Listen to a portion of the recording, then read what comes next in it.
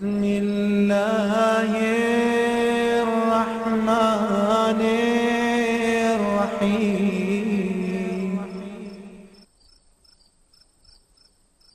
اعوذ باللہ من الشیطان اللعین الرجیم. بسم اللہ الرحمن الرحیم. الحمد للہ الذی ہدانا لہذا وما كنا لنہتدی لولا ان ہدانا اللہ. لقد جاءت رسل ربنا بالحق والصلاة والسلام على سید الانبیاء وآلہ الطیبین الطاہرین المعصومین ولعنۃ اللہ علی اعدائهم اجمعین. اما بعد فقد قال اللہ تبارک و تعالی وقوله الحق. بسم اللہ الرحمن الرحیم. ابوسا قمطریرا. صلوات پڑھ دیں محمد وآلہ.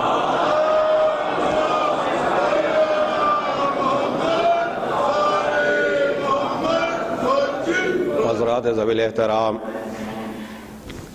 ابھی آپ عالمی شہرت یافتہ مرثیہ خان جناب حسن علی صاحب کو سماعت فرما رہے تھے اور محظوظ ہو رہے تھے، اور ماشاءاللہ خدا نے انہیں شہرت دی کہ پورے ہندوستان اور بیرون تک کا نام ہر جگہ پڑھتے ہیں اور آپ کے ضلع کی نمائندگی کرتے ہیں.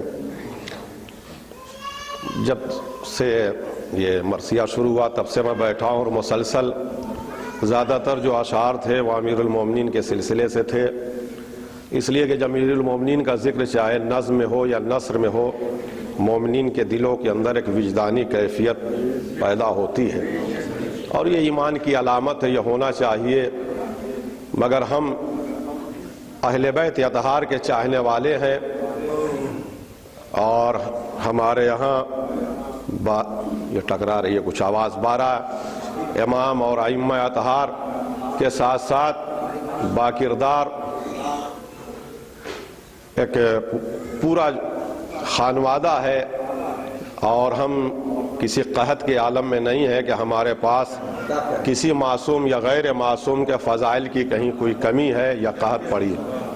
وہ اور لوگ ہوں گے کہ جن کے پاس آواز بار بار ٹکرا رہی ہے.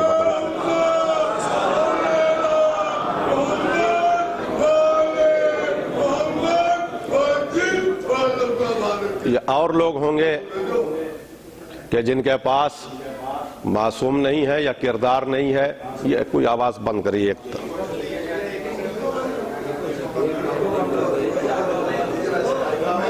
وہ آواز کم کرنے سے نہیں.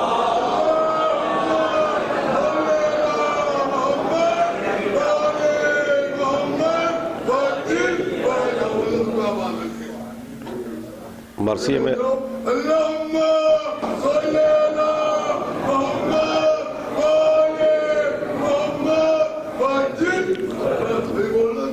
لہذا ہم اپنے ائمہ کا ذکر کرتے ہیں اور ان کے ساتھ ساتھ ان کے پورے خانوادے کا ذکر کرتے ہیں تاکہ دنیا کو پتہ چل جائے کہ ہم نے جن آستانوں پہ سجدہ کیا ہے ہمیں کوئی شرمندگی نہیں ہے.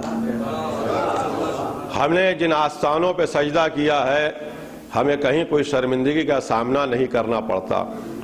لہٰذا میں اس وقت چاہتا ہوں اور فرمائش کی گئی کہ اس وقت آپ نے امیر المومنین کا ذکر فرمایا تو اب ثانی حیدر کا ذکر آپ نثر میں میرے ذریعے سماعت فرمائیں، اس لیے کہ میرا یہ شوق ہے. نیٹ کے اوپر میری 50 مجلسیں ہیں، کئی اشرے ہیں، آپ دیکھ سکتے ہیں کہ ہمارے یہاں بہت جو مجلسیں ہوتی ہیں سرکار امیر المومنین کا تو ذکر ہوتا ہے، مگر اور جو ذوات مقدسہ ہیں جو غیر معصوم ہیں مگر ان کا کردار اہل بیت جیسا ہے ان کا ذکر بہت زیادہ کم کیا جاتا ہے. جیسے سرکار باب الحوائج ہیں یا حضرت علی اکبر ہیں یا جناب قاسم ہیں یا جناب علی اصغر ہیں یا جناب سکینہ بنت الحسین ہیں. فضائل میں مصائب میں تو ذکر ہوتا ہے. جناب ام کلثوم ہیں جن کا ذکر مصائب میں آتا ہے مگر فضائل میں نہیں آتا. یہ وہ ذوات مقدسہ ہیں کہ جن کے فضائلات کے قحط نہیں پڑے. انشاءاللہ محظوظ ہوں گے. لہذا میں انہی سارے موضوعات پہ زیادہ تر تقریر کرتا ہوں. اگر کوئی موضوع نہ دیا گیا تو چونکہ یہاں نہیں کوئی موضوع ہے، اس کی خواہش کی گئی ہے. میں آپ سے ایک سوال کروں گا، اس کے بعد میں اپنی تقریر کا آغاز کروں گا۔ جو لوگ بچپن سے مجلسیں سننے کے عادی ہیں اور فرش عزا پہ آئے ہیں، میں ان سے پوچھنا چاہتا ہوں، اب کافی حضرات حال میں آ گئے، آپ مجلس سماعت فرمائیں، اب جن کو جہاں جگہ ملے گی وہیں سے بیٹھ کے سنیں، وہیں سے ثواب ان کو زیادہ ملے گا۔ کوئی ضروری نہیں ہے کہ بالکل پھاڑ کے مجمع کو آگے آئیں، جس کو بہت زیادہ شوق ہو پہلے سے بیٹھیں، آپ مجلس سماعت فرمائیں۔ لہذا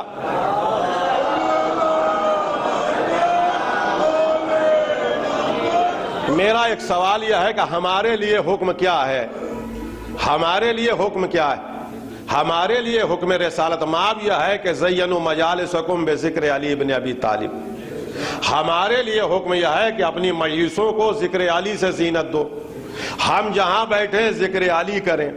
ہمارے لیے حکم یہ ہے کہ اپنی مجلسوں کو ذکر علی سے زینت دو، ہم جہاں بیٹھے ذکر علی کریں، اہل بیت کا ذکر کریں۔ میرا سوال آپ سے یہ ہے کہ ہم جہاں بیٹھے ذکر علی کریں تو جہاں مولا علی بیٹھیں گے، رسول اللہ بیٹھیں گے، امام حسن بیٹھیں گے، امام حسین بیٹھیں گے، شہزادی بیٹھیں گے، اہل بیت اطہار موجود ہوں گے، وہاں کس کا ذکر ہوگا؟ بہت توجہ کریے گا، ہم بیٹھے تو ذکر علی کریں، اور جہاں پنجتن اور ائمہ بیٹھیں گے وہاں کس کا ذکر ہوگا؟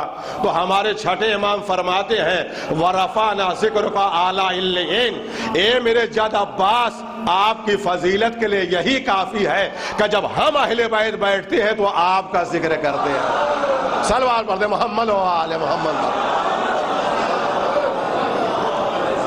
ہم بیٹھے تو ذکر علی کریں، ہم بیٹھے تو ذکر اہل بیت کریں، ہم بیٹھے تو پنجتن کا ذکر کریں، مگر یہ جو علیین بیٹھیں گے، یہ جو معصوم بیٹھتے ہیں، تو یہ سرکار باب الحوائج کا ذکر کرتے ہیں۔ تو اب مولائیوں کے مجمع میں ایک جملہ کہہ رہا ہوں کہ ذکر عباس اتنا بلند ہے کہ بلند لوگوں کے درمیان ہوتا ہے۔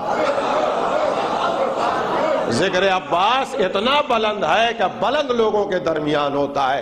سرکار باب الحوائج کا ذکر بلند لوگوں کے درمیان ہوتا ہے۔ میں اس وقت غازی ابو فضل العباس کی سوانح عمری نہیں سنانے جا رہا ہوں، اس لیے کہ یہ ایک اہم موضوع ہے۔ جب کسی کے سوانح عمری پڑھی جاتی ہے تو اس میں اس کے نانیال کا ذکر، اس کے دادیال کا ذکر، پورا خانوادہ سنایا جاتا ہے۔ مگر میں اس سے پہلے ایک چیز بتا دوں تاکہ آپ کے دماغ سے یہ چیز نکل جائے۔ جناب عباس یا جناب زینب یا علی اکبر یا یہ جو ذوات مقدسہ ہیں، ان کے فضائل جہاں چھیڑے جاتے ہیں تو اغیار ہیں، وہ کیا ان کی معرفت رکھیں گے؟ مومنین کے درمیان چمیگوئیاں ہونے لگتی، کیوں نہیں چلتی ہے فرش پہ؟ یہ معصوم بنا رہے ہیں، یہ کیا کر رہے ہیں، یہ فضیلت کیا ہے؟ یہ ایک آپ اپنے دل و دماغ سے پیمانہ بنانے لگتے ہیں، جو آپ کو حق حاصل نہیں ہے پیمانہ بنانے کا۔ یہ نبی ہیں، امام ہیں، کیا ہیں؟ لہذا میں کوئی جذباتی بات نہیں کر رہا۔ سنیے، ہمارا عقیدے کے بنیاد قرآن اور حدیث ہے، اس سے ہٹ کے کچھ نہیں۔ جب ہمارے کسی امام نے انہیں 14 میں شامل نہیں کیا تو ہم بھی نہیں کرتے۔ ہمارے ہاں امام 12 ہیں، معصوم 14 ہیں، جن کی عدد خدا نے معین کر دی، ہمیں کچھ نہیں کرنا ہے۔ مگر یہ بھی لوگ کان کھول کے سن لیں کہ صرف عدد میں شامل نہیں ہے۔ عدد میں شامل نہ ہونا اس بات کی علامت نہیں کہ ان کی فضیلتوں میں کوئی کمی ہے، مناقب میں کوئی کمی ہے، کمالات میں کوئی کمی ہے۔ فضیلتیں بدرجہ اتم اللہ نے عطا کی ہیں۔ میں آہستہ آہستہ آگے بڑھ رہا ہوں اور انشاءاللہ محسوس ہوں گے کہ منصب کیا ہے۔ قرآن حکیم نے ایک کام کیا، سوانح عمری جو بیان ہوتی ہے تو ولادت سے لے کر وفات تک کے سارے واقعات بیان ہوتے ہیں۔ قرآن حکیم نے ایک کام کیا کہ قرآن حکیم میں 35 یا 36 انبیاء کا ذکر ہے، مگر زیادہ جو لوگ مانتے ہو 35، اس لیے کہ اگر جناب لقمان کو آپ مانیں گے تو 36 ہو جائے گا، مگر جناب لقمان نبی نہیں ہے، لہذا 35 انبیاء کا ذکر قرآن حکیم میں ہے، 35 انبیاء۔ مگر میں یہ تو نہیں کہہ سکتا کہ اللہ نے قرآن حکیم میں کسی نبی کی سوانح عمری بیان کی، سوانح عمری نہیں بیان کی، بلکہ اس سے بڑا کام کیا قرآن حکیم نے۔ انبیاء کا تذکرہ کیا ہے، احکامات بتاتے بتاتے نماز، روزہ، حج و زکوٰۃ کا حکم بتاتے بتاتے درمیان میں کبھی آدم کا ذکر کر دیا، کبھی نوح کا ذکر کر دیا، کبھی موسیٰ کا ذکر کر دیا، کبھی عیسیٰ کا ذکر کر دیا، درمیان میں انبیاء کا ذکر کیا۔ اور وہ بھی ذکر ایسا نہیں کہ جس کو آپ سوال عمری کہیں، ان کا کردار بیان کرنے کے بعد اس پہ تبصرہ کیا قرآن نے۔ یہ بڑی سخت منزل ہے، تبصرہ کیا، اس لیے کہ اس سے کمالات نکھر نکھر کے دنیا کے سامنے آتے ہیں۔ میں آپ کے درمیان پڑھتا رہتا ہوں اس لیے آپ کے مزاج سے واقف ہوں کہ یہ کردار نکھر نکھر کے دنیا کے سامنے آتے ہیں۔ جہاں اللہ نے قرآن حکیم میں سارے انبیاء کا ذکر کیا، وہیں ایک عظیم شخصیت کا بھی ذکر کیا کہ جس کا نام لقمان ہے۔ جناب لقمان، ہمارے یہاں علماء اس بات پر متفق ہیں کہ جناب لقمان نہ نبی ہیں نہ رسول ہیں، نہ نبی ہیں نہ رسول ہیں۔ سرکار باب الحوائج دماغ میں رکھیں گے تو فضائل سمجھ میں آئے گا۔ میں قرآن سے آ رہا ہوں، جناب لقمان نہ نبی ہیں نہ رسول ہیں، مگر قرآن میں پورا سورہ ان کے نام پہ ہے۔ نہیں آپ توجہ کر رہے ہیں، نہ نبی ہیں نہ رسول ہیں، مگر پورا سورہ جناب لقمان کے نام پر ہے۔ اور اللہ نے یہ کہا کہ ہم نے لقمان کو حکمت عطا کی، حکمت عطا کی۔ وہ حکمت کیا تھی؟ فرشتہ آیا جناب لقمان کے پاس اور یہ کہا کہ اللہ نے بعد تحفہ درود و سلام کے کہا ہے کہ یہ منصب خلافت کا ہم دینا چاہتے ہیں کہ آپ اس منصب کو قبول کریں گے؟ جناب لقمان نے کہا کہ خدا سے یہ پوچھو کہ کیا حکم خدا ہے، ہمیں قبول کرنا ہے یا ہماری مرضی، چاہے ہم یہ منصب قبول کریں یا نہ کریں؟ کہا نہیں، آپ کی مرضی ہے، چاہے آپ یہ منصب قبول کریں یا نہ کریں۔ کہا تو پھر یہ منصب کسی اور کو دے دیا جائے۔ جناب لقمان نے انکار کر دیا۔ میری طرف دیکھیں آپ، اب یہ منصب داؤد کے پاس چلا گیا۔ پروردگار یہ ہمیں قرآن میں کیوں سنا رہا ہے کہ جناب لقمان کے پاس فرشتہ آیا اور اس نے کہا کہ یہ منصب آپ کو چاہیے، آپ قبول کر رہے ہیں کہ نہیں کر رہے ہیں؟ کہا اسی لیے ہم نے قرآن میں اس کا ذکر کر دیا تاکہ دنیا کو پتہ چل جائے کہ منصب پا ہی کے آدمی بڑا نہیں ہوتا، تاکہ دنیا کو پتہ چل جائے کہ منصب پا ہی کے آدمی بڑا نہیں ہوتا، بے منصب بھی اتنا بڑا ہے کہ فرشتہ آ رہا ہے، بے منصب اتنا بڑا ہے کہ فرشتہ آ رہا ہے، ملک آ رہا ہے، فرشتہ آ رہا ہے، بے منصب بھی اتنا بڑا ہے۔ اب لوگ یہ پوچھتے ہیں کہ جناب عباس کا منصب کیا ہے؟ قرآن نے بتایا کہ منصب پا ہی کے آدمی بڑا نہیں ہوتا، بے منصب بھی اتنا بڑا ہے کہ فرشتہ جھک کے سلام کر رہا ہے۔ سلوات پڑھے محمد و آل محمد۔ بے منصب بھی آدمی اتنا بڑا ہے کہ فرشتہ جھک کے سلام کر رہا۔ آیت اللہ سبزواری نے اس واقعے کو بیان کیا کہ میں سبزوار میں تقریر کر رہا تھا اور میں نے دوران تقریر یہ کہا کہ میری تحقیق یہ ہے کہ پوری زندگی میں 12,000 بار جبریل امین وحی الہی لے کر پیغمبر کے پاس آئے۔ میری تحقیق یہ ہے کہ پوری زندگی میں 12,000 بار جبریل امین وحی الہی لے کر پیغمبر کے پاس آئے۔ اتنے میں وہ کہتے پیچھے سے ایک بوڑھا کھڑا ہوا اور اس نے کہا علامہ یہ آپ ہمیں کیا بتا رہے ہیں کہ پوری زندگی میں 12,000 بار جبریل امین وحی الہی لے کے پیغمبر کے پاس آئے، ہمیں یہ بتائیے کہ ہمارے مولا علی کے پاس کتنی بار جبریل آئے، ہمیں یہ بتائیے کہ ہمارے آقا مولا کے پاس کتنی بار آئے۔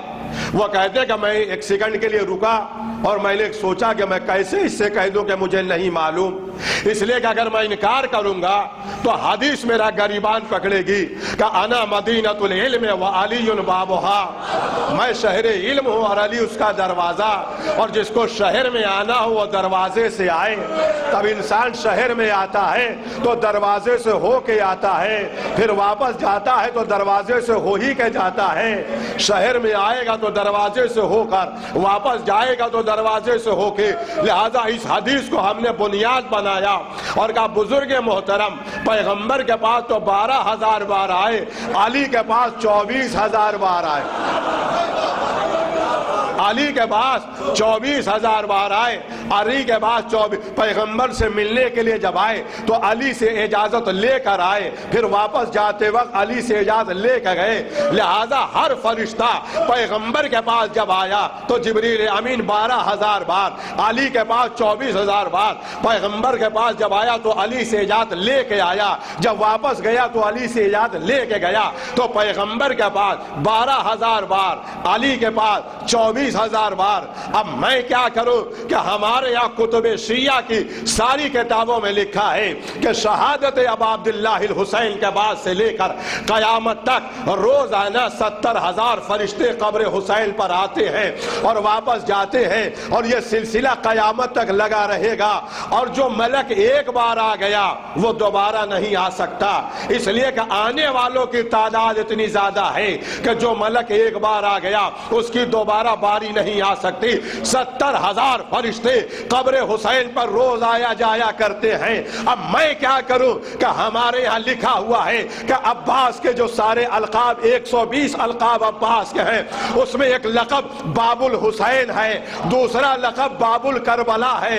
عباس کا نام باب الحسین ہے, عباس کا نام باب الکربلا ہے. حسین کا دروازہ عباس ہے, کربلا کے دروازہ عباس ہیں. جیسے محمد تک بغیر علی کی مرضی کے کوئی نہیں آ سکتا, ویسے حسین تک بغیر عباس کی مرضی کے کوئی نہیں آ سکتا. صلوات محمد و آل محمد.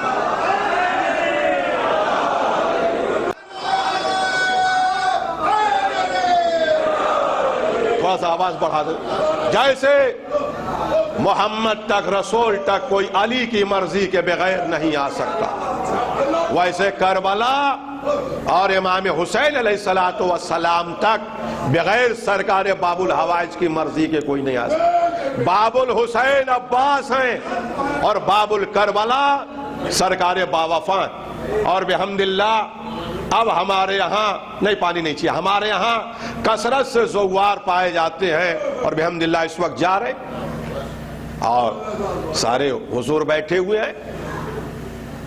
جب آپ کئی بار جائیے گا تو آپ کو یہ اندازہ ہوگا, مجھے تو کئی بار پہلی دوسری مرتبہ میں زیادہ ہوا کہ آپ جب وہاں پہ جائیں گے زیارت کے لیے تو جتنا آپ محرم میں یہاں ہندوستان میں رو لیتے ہیں اتنا وہاں پہ گریہ نہیں ہو پاتا. 9 محرم جلوس, تعزیہ, عالم, ماتم دیکھ کر آپ کے اندر جو ایک سہا کی کیفیت پیدا ہوتی, کربلا میں ہوتی, ایک آدھ بار ہو گئی, مگر وہ کیفیت نہیں پیدا ہوتی جو یہاں پر ہوتی. اتنا گریہ وہ نہیں ہو پاتا جیسے آپ بلک بلک کے یہاں روتے. میں سوچنے لگا مولا, ہم وہاں پر تابوت دیکھ کر اتنا روتے تھے, محرم کے ایام دیکھ کر اتنا روتے تھے, علامتیں دیکھ کے آج یہ حرم مطہر میں ہے تو کیا زیارت قبول نہیں ہوئی؟ آخر کیا مسئلہ ہے کہ اتنا گریہ کیوں نہیں ہوا؟ تو جو لوگ زوار ہیں وہ سنیں, اور سب کو زیارت نصیب ہوگی تو اسی حدیث کو وہاں یاد کریے گا کہ اب جب میں نے یہ حدیث پڑھی تو ایمان کو تقویت ہوئی کہ مسئلہ کیا ہے. میں پھر فضائل کی طرف آ رہا ہوں مگر بعد میں بات پیدا ہوگا. یہ حدیث آپ سنیں. کیا کوئی شیعہ کربلا جاتا اور وہ پتھر دیکھتا جس پر اب عبداللہ الحسین ذبح ہوئے, وہ آج بھی ہے اور زندہ واپس آ سکتا تھا؟ کیا کوئی خیمہ گاہ دیکھ کر واپس آ سکتا تھا؟ کیا کوئی قلعہ زینبیہ دیکھ کے واپس آ سکتا تھا؟ کیا کوئی مقام علی اصغر اور جناب علی اکبر کا مقام اور فرات, وہ ساری چیزیں یہ دیکھ کے شیعہ واپس آ سکتے تھے؟ تڑپ تڑپ کے وہی مر جاتے. یہ زوار تڑپ تڑپ کے وہی مر جاتے. بقائے نسل امام حسین اور زوارہ نے ابا عبداللہ الحسین کا انتظام کیا گیا کہ یہ سلامت واپس جائیں. لہذا روایت میں یہ ہے کہ جب کوئی زائر حدود کربلا میں آنے والا ہوتا ہے تو آقا حسین کہتے ہیں میرے بھائی عباس, میرا زائر آ رہا ہے,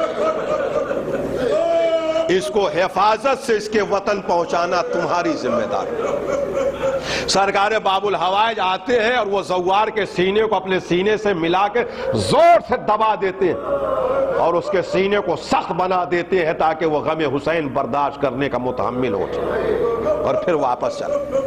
ہمارے لوگ ہاتھ رکھ کے اتنا کام نہیں کر رہے جتنا عباس ہاتھ کٹا کے باب الحوائج. صلوات پڑھتے محمد و آل محمد. اسلام کی بقا، زواروں کی بقا امام حسین علیہ السلام کے سب سرکار باب الحوائج ابو الفضل العباس کی ذمہ داری ہے. ابو الفضل العباس باب الحسین ہیں، باب کربلا ہیں، کربلا کے دروازے. باب الحسین باب الکربلا. یہ بار بار لائٹ آتے جاتے رہے کہ 2-4 لیٹر تیل مت بچائیے، ایک مرتبہ کر دیے جو چڑھتے ہیں. صلوات پڑھیں محمد و آل محمد.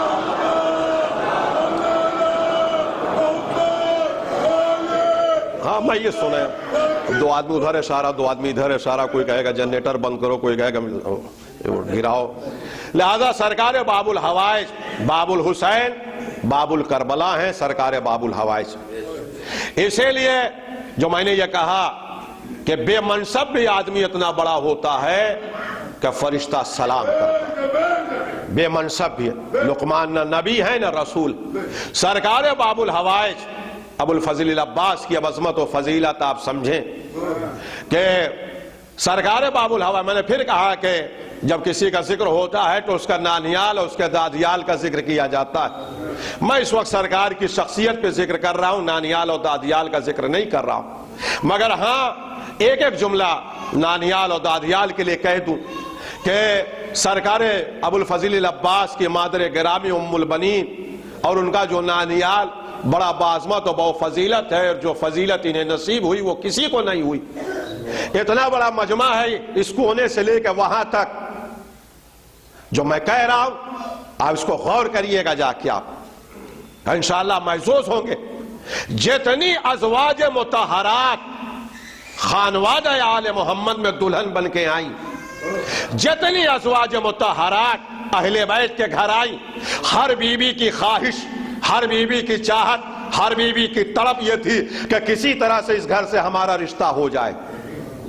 جتنی ازواج مطہرات خانوادہ آل محمد میں آئیں، ہر بیوی کی تمنا یہ ہے کہ کسی طرح سے اس گھر سے ہمارا رشتہ ہو جائے. میرا چیلنج ہے خدیجۃ الکبریٰ سے لے کر نرجس خاتون تک ہر بیوی کی تمنا یہ ہے کہ اس گھر سے ہمارا رشتہ ہو جائے. یہ تنہا فضیلت مادر عباس کی ہے کہ علی کی تمنا ہے کہ یہ ہمارے گھر آئے. یہ کم بڑی فضیلت نہیں، یہ کم بڑی فضیلت نہیں.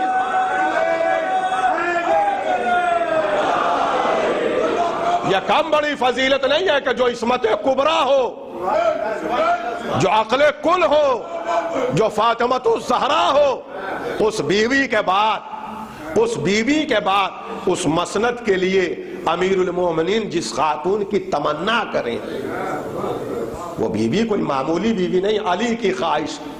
اب کوئی ایک حدیث دکھا دیجئے تو میں مان لوں کہ حزام نے، کلابیہ خاندان نے کوئی پہل کی ہو. نہیں، مولا علی بار بار کہہ رہے ہیں کہ میری شادی ایسے قبیلے میں کرو کہ جس سے ایک شجاع بچہ پیدا.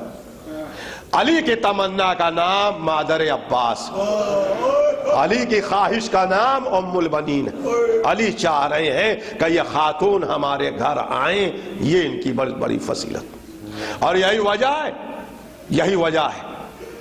ہے کہ علی نے اپنے بھائی عقیل سے کہا، بھائی عقیل میری شادی ایسے قبیلے میں کرو کہ جس سے ایک شجاع اور بہادر بیٹا پیدا.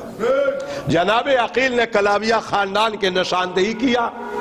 امیر المومنین نے کہا آپ جائیں پیغام لے کر، اور یہ پیغام لے کر آئے اور حزام کھڑے ہوئے تعظیم کے لیے اور کہنے لگے سردار بطحا کے بیٹے آپ نے کیوں زحمت فرمائی؟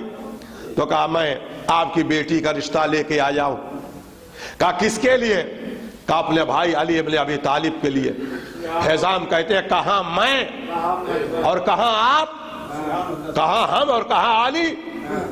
حزام سے عقیل نے کہا کہ جو آپ ہیں اسے بھی میرا بھائی جانتا ہے، جو آپ نہیں ہیں اسے بھی میرا بھائی علی جانتا ہے. یہ رشتہ میں اپنی مرضی سے نہیں لے کے آیا ہوں بلکہ علی نے خود بھیجا. حزام کہتے ہیں عقیل اس کا مطلب جو فضیلت رسالت میں آپ کو حاصل تھی اب وہ ہمیں حاصل ہو رہی ہے. کہاں. اس کے بعد حزام گھر کے اندر گئے اور اپنی زوجہ جناب سمامہ سے یہ کہا کہ کہ تمہاری بیٹی کا رشتہ آیا ہے۔ کہا جہاں بیٹیاں ہوتی ہیں رشتہ آتا ہے، کون سی خاص بات؟ کہا جانتی ہو رشتہ کہاں سے آیا ہے؟ کہا کہاں سے؟ کہا امیر المومنین یعقوب الدین علی ابن ابو طالب کا رشتہ۔ امیر المومنین علی ابن ابی طالب کا رشتہ آیا۔ کہا اس کا مطلب جو فضیلت جناب خدیجہ کو حاصل تھی اب ہمیں ہونے والی ہے؟ کہاں ہونے والی۔ اتنے میں مادر عباس ام البنین آگے بڑھیں اور انہوں نے ہاتھ رکھا اپنے ماں کے ہاتھ کے اوپر اور کہا خوش نہ ہوئیے اس رشتے سے، اس لیے کہ ہرگز یہ رشتہ علی اپنی مرضی سے نہیں دے سکتے، بلکہ انہیں شہزادی فاطمہ نے بشارت دی ہوگی، اسی لیے ہم ان کی کنیزی کو اپنے لیے شرف سمجھتے ہیں۔ حزام نے آ کے بتایا کہ ہاں میری بیٹی آمادہ ہے، اور ہم ایک جملہ میں کہہ رہا ہوں مولائیوں کا مجمع برطور سے سنتے ہوں گے آپ، یہ جو آپ کہتے ہیں کہ عباس علی کی تمنا کا نام، وہ تو ہے ہی، وہ تو ہے ہی، اگر اتنی فضیلت ہوتی تو میں اس وقت نہ پڑھتا۔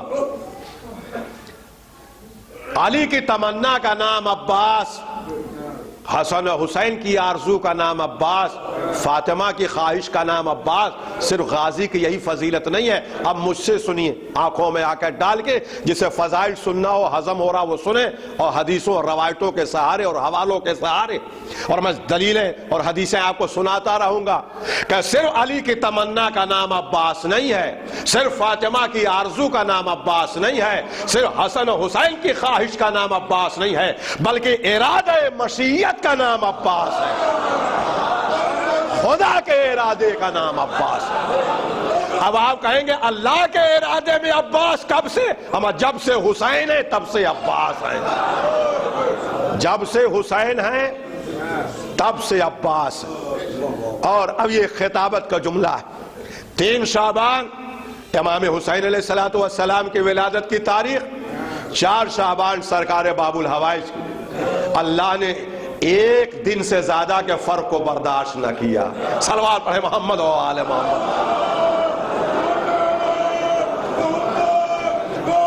آئیے میں 11 حدیثیں آپ کو سناؤں کہ ارادہ الہی کا نام ابو الفضل العباس، خدا کے ارادے میں ہے کہ عباس آئیں، مشیت کے ارادے اللہ نے طے کر لیا تھا۔ جب کربلا طے ہوئی، حسین طے ہوئے، اسی وقت عباس۔ اب آئیے میں سلسلہ وار آپ کو سنا رہا ہوں۔ جب امیر المومنین سے مادر عباس کا عقد ہو گیا اور رخصت ہو کے علی کے گھر آئیں اور مہمان وغیرہ چلے گئے، تو مولا نے دیکھا کہ ان کے بازو پر ایک تعویذ بندھا تھا۔ مولا نے پوچھا ام المومنین یہ تعویذ کیسا ہے؟ کہا بتاؤں؟ کہاں؟ کہا جب میں پیدا ہوئی تو ایک ہاتف غیبی آئی، غیبی آواز آئی کہ اس بیٹی کا نام محمد کی بیٹی پہ فاطمہ رکھنا، اور اس کا بڑا خیال رکھنا، یہ میرے بیٹے کی ماں بننے والی ہے۔ اس کے بعد میرے تکیے کے نیچے سے چاندی پر یہی عبارت لکھی ہوئی ملی، تو میری ماں اور میرے باپ نے اسے تعویذ بنا کے بازو پہ باندھ دیا اور کھول کے دیا۔ امیر المومنین مسکرانے لگے، سارے کتب شیعہ میں موجود، امیر المومنین مسکرانے لگے اور کہنے لگے ام المومنین بتاؤں اس وقت جو آواز آئی تھی آواز کس کی تھی؟ کہا کس کی؟ کہا آواز بھی میری تھی، تحریر بھی میری ہے۔ یہ آواز کا آنا اس بات کی علامت ہے کہ ابھی ام البنین پیدا ہو رہی ہیں اور ارادہ مشیت میں ہے کہ یہ آئیں، عباس آئیں، لہذا اس وقت یہ غیبی آواز۔ دوسری حدیث سنیے آپ کہ ابھی یہ تو ولادت کا وقت، ابھی ان کی ولادت بھی نہیں ہوئی ہے مادر عباس کی۔ حزام جو جناب عباس کے نانا تھے، انہوں نے خواب دیکھا کہ آسمان سے ایک تارا ٹوٹ کے ان کی گود میں آیا جس کے 4 ٹکڑے ہو گئے۔ خواب میں رسالت مآب آئے اور آنے کے بعد یہ کہا حزام یہ تارا ہمیں دے دو اور جو قیمت کو ہم دینے کے لیے تیار۔ حزام کہتے ہیں یا رسول اللہ میں سمجھ ہی نہیں پا رہا ہوں کہ یہ تارا کیا ہے اور اس کے ٹکڑے کیا ہیں، تو میں کیا قیمت بتاؤں؟ کہا جاننا چاہتے ہو تو جو میں کہہ رہا ہوں ہوگا وہی، یہ جو ٹوٹ کے تمہاری گود میں آیا اس سے تمہارا ایک بیٹی پیدا ہوگی، اور جو 4 ٹکڑے ہوئے اس سے 4 اولاد پیدا ہوگی، اور دنیا اور آخرت میں جو تمہارا نام ہوگا اس بیٹی اور بیٹی کی اولادوں سے ہوگا، لہذا یہ بیٹی ہمیں دے دو۔ حزام نے کہا لے لیجئے۔ کہا قیمت بولو۔ کہا یا رسول اللہ میری مجال کہ میں آپ سے قیمت مانگوں، بغیر قیمت لیجئے۔ کہا نہیں قیمت لینی پڑے گی۔ کہا نہیں میں قیمت نہیں لوں گا۔ کہا نہیں قیمت، پیغمبر کہتے ہیں قیمت بولو۔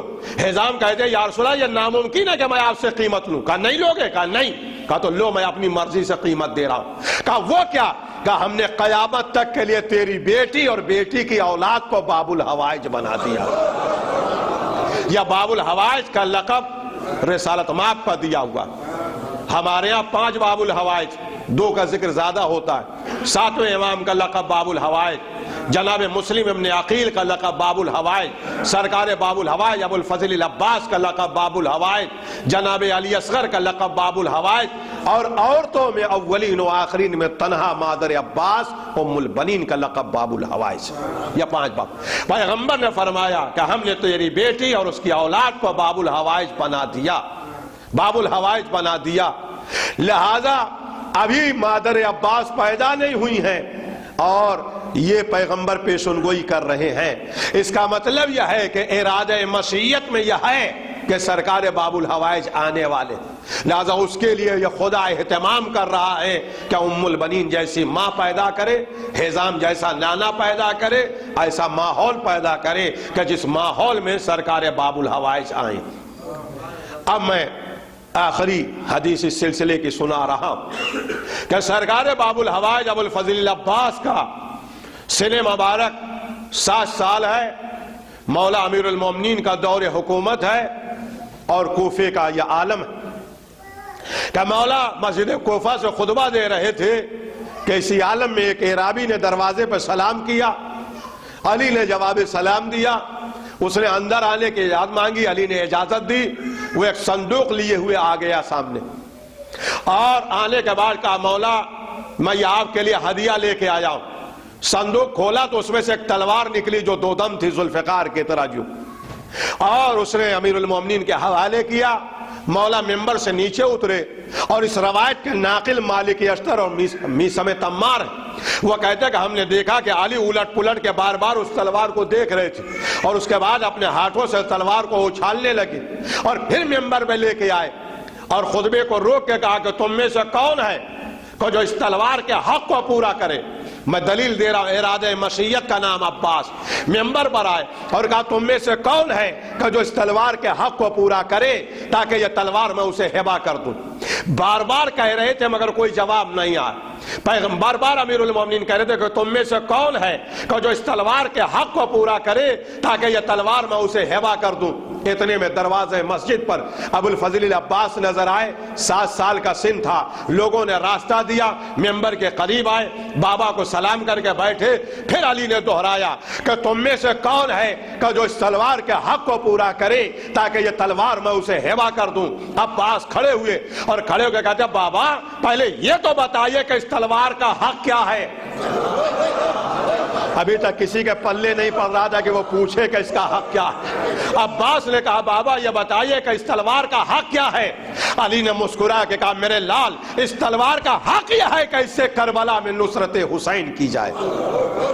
اس تلوار کا حق میں مصائب نہیں پڑھ رہا ہوں، فضائل پڑھ رہا ہوں۔ اب عباس کا نام آئے گا تو آپ کی آنکھیں نم ہوں گی، یہ بھی ایک محبت کی علامت ہے۔ فرمایا کہ اس تلوار کا حق یہ ہے کہ اس سے کربلا میں نصرت حسین کی جائے۔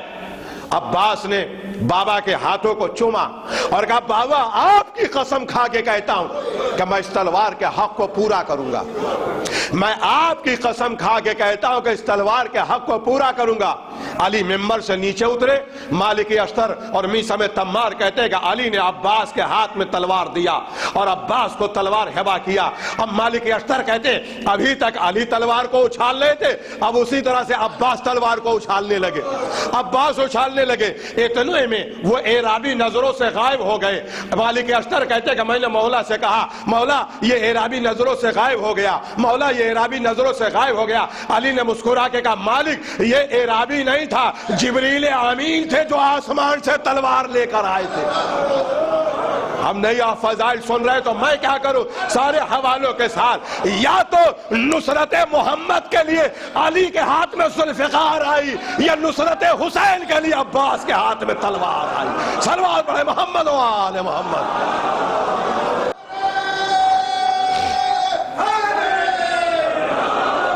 تلوار کا آنا اس بات کی علامت ہے کہ ارادہ الہی میں ہے کہ عباس کربلا کے علم بردار ارادہ مشیت میں، لہذا جب کسی کے سوال عمری بیان ہوتی ہے تو یہ سارے واقعات ضرورت ہے، میری خواہش ہے کہ میں زیادہ سے زیادہ باب الحوائج پہ پڑھوں، اس لیے کہ ہمارے ہاں سرکار باب الحوائج کا ذکر بہت ہی کم ہوتا ہے فضائل میں، اور صرف لے دے کر اتنی بات کی جاتی ہے کہ جناب شاعری میں کہ جناب عباس بہت بڑے وفادار تھے، بہت بڑے وفادار تھے، جناب عباس بہت بڑے وفادار تھے اور بہت بڑے بہادر تھے۔ اب میرا عقیدہ ہے، آپ ساتھ دیں یا نہ دیں، میں یہ سمجھتا ہوں یہ جو دو لفظ بخالت سے کہے جاتے ہیں، یہ دونوں لفظ سرکار باب الحوائج کی شایان شان نہیں، شایان شان نہیں، وفادار بھی یہ لفظ ان کی شایان شان نہیں ہے اور شجاع بھی نہیں۔ کیوں؟ اس لیے کہ یہ دونوں لفظ ہمارے معصوم نے نہیں کہے ہیں عباس کی شان۔ عباس کے لیے جو جملہ ہے وہ سنیے، وعد الذی وفا، ہمارے ائمہ نے جو عباس کے لفظ کہا ہے وہ کہا عباس وفادار نہیں، عین وفا ہے۔ آپ کی سماعتوں کو نظر نہ لگے، دونوں کا فرق سمجھیے، عباس وفادار نہیں، عین وفا۔ جیسے پیغمبر نے امیر المومنین کے لیے کہا برز الایمان کلہ الی الکفر کلہ، علی مومن نہیں ہے، ایمان ہے، علی مسلمان نہیں، اسلام ہے، علی صاحب دین نہیں، عین دین ہے۔ ہم مسلمان ہیں، علی اسلام ہے، ہم مومن ہیں، علی عین ایمان ہے، ہم صاحب دین ہیں، علی عین دین ہے، ویسے ہی ہم وفادار ہیں، عباس عین وفا ہے۔ صلوات پڑھے محمد و آل محمد۔ عباس سے ہٹ کے وفا نام کی کوئی چیز، ان کا پورا وجود وفا۔ اور دوسرا جملہ جو کہا جاتا ہے شجاع، یہ ہمارے امام نے نہیں کہا عباس کے لیے، یہ بھی ان کے لیے چھوٹا لقب۔ عباس کے لیے جو قبلہ بیٹھے پوچھئے، جو امام نے کہا وہ کہا اشجع آل محمد، اشجع کہا ہے، شجاع کے شجاع۔ اب مولا معاف فرمائے، علماء بیٹھے، ڈر لگتا، ہمارے ہاں بچپن سے مجلس پڑھنے میں یہ سکھایا گیا ہے کہ جب معصومین کے لیے آپ تقریر کریں، یہ ہم کوئی غزل تھوڑی پڑھ رہے ہیں، معصومین کے لیے جب ہم تقریر کریں تو حفظ مراتب کا خیال رکھیں، شایان شان الفاظ، اور ایسا نہ ہو کہ ایک معصوم کی ہم ایسی تعریف کریں کہ دوسرے معصوم کی منقصت نہیں، سب معصوم۔ میں یہ سوچ کے کہتا ہوں کہ ائمہ خوش ہوں گے اور حفظ مراتب کا بھی خیال رکھ رہا ہوں۔ اہل بیت میں کون شجاع نہیں تھا؟ پیغمبر کے حدیث ہے کہ اگر اللہ ساری دنیا کو اولاد ابو طالب میں پیدا کر دیتا تو کائنات میں کوئی بزدل نہ ہوتا۔ اہل بیت میں کون شجاع نہیں ہے؟ مگر ان شجاعوں کے درمیان جس کی شجاعت کا ڈنکا ہے اسے عباس کہتے ہیں۔ شجاعوں کے درمیان جس شجاع کی ڈنکا ہے اسے ابو الفضل العباس کہتے ہیں۔ اسی طرح سے اہل بیت میں کون خوبصورت نہیں ہے؟ کون خوبصورت نہیں، مگر ان کے درمیان جس کے حسن کا چرچا ہے اسے ابو الفضل العباس کہتے ہیں۔ لہذا اب سمیٹ کے میں ایک جملہ کہہ رہا ہوں کہ میری اس وقت تقریر کرنے کا مقصد یہ ہے کہ عباس صرف شجاع نہیں ہے، عباس صرف وفا نہیں ہے، اس لیے کہ شجاعت اور وفا انسان کی زندگی کا ایک صفت ہے، ایک کمال ہے۔ عباس کل کمال کا نام ہے، عباس کل کمال کا نام۔ عباس جتنے بڑے شجاع، اتنے بڑے سخی، اتنے بڑے عالم، اتنے بڑے مدبر، اتنے بڑے مفسر، اتنے بڑے محقق۔ عباس ہر میدان میں بے نظیر اور بے مثال۔ اب آپ کے پاس اتنا وقت کہاں ہے کہ آپ کتابیں جا کے کھنگالیے، یہ کام ہمارا۔ آپ 1000 تقریر جناب عباس پہ سنیے تو ناکافی، 1000 کتابیں جناب عباس کے فضائل پہ پڑھیے تو ناکافی۔ مگر آج مجھ جیسے مودع فاضل کا ایک جملہ اگر آپ نے محبت کے دل کے اوپر لکھ لیا تو معرفت عباس کے لیے پوری زندگی کافی. یہ تختی اگر آپ نے دل پہ لگا لی تو کافی ہے عباس کو سمجھنے کے لیے. عباس ہر میدان میں علی کا وارث ہے.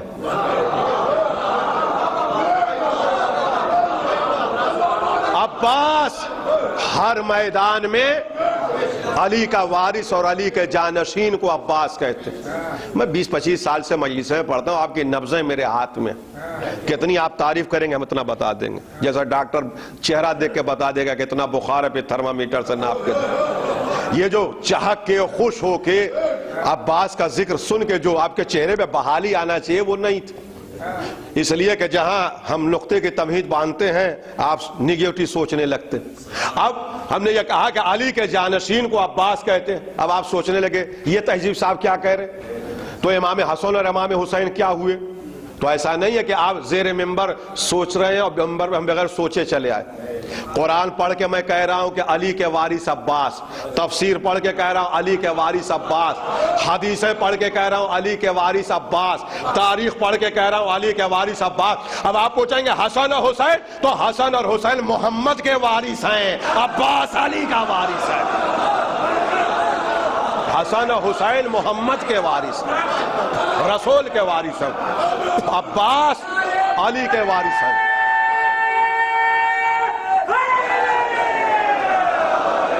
ایسا نہیں ہے کہ رسول اللہ کے یہاں اولاد نہیں ہوئی تھی. جناب خدیجہ کی شادی کے 5ویں سال جناب قاسم پیدا ہوئے, پھر جناب طاہر پیدا ہوئے, ماریہ قبطیہ سے ابراہیم پیدا ہوئے. اللہ نے اولادیں دیں مگر واپس لے لیں فضیلت شہزادی فاطمہ الزہرا صلوات اللہ علیہا میں, تاکہ میراث میں کوئی ان کا حصہ دار نہ ہونے پائے, میراث تک میں کوئی فاطمہ کے برابر نہ آنے پائے. اولاد دیا مگر واپس لی. اب اللہ نے آواز دی علی و فاطمہ, کائنات میں ہمیں محمد سے زیادہ کوئی عزیز نہیں, مگر اس سے بھی اولاد لے لی تمہاری محبت میں. تو اب جاؤ صحیح کہ اپنے بیٹے حسن اور حسین کو محمد کی دلجوئی کے لیے ان کے حوالے کرو. تمہاری محبت میں ان سے بیٹے لیے تو اپنے بیٹے حسن و حسین کو محمد کے حوالے کرو. آج سے وہ ابنائے محمد کہے جائیں گے.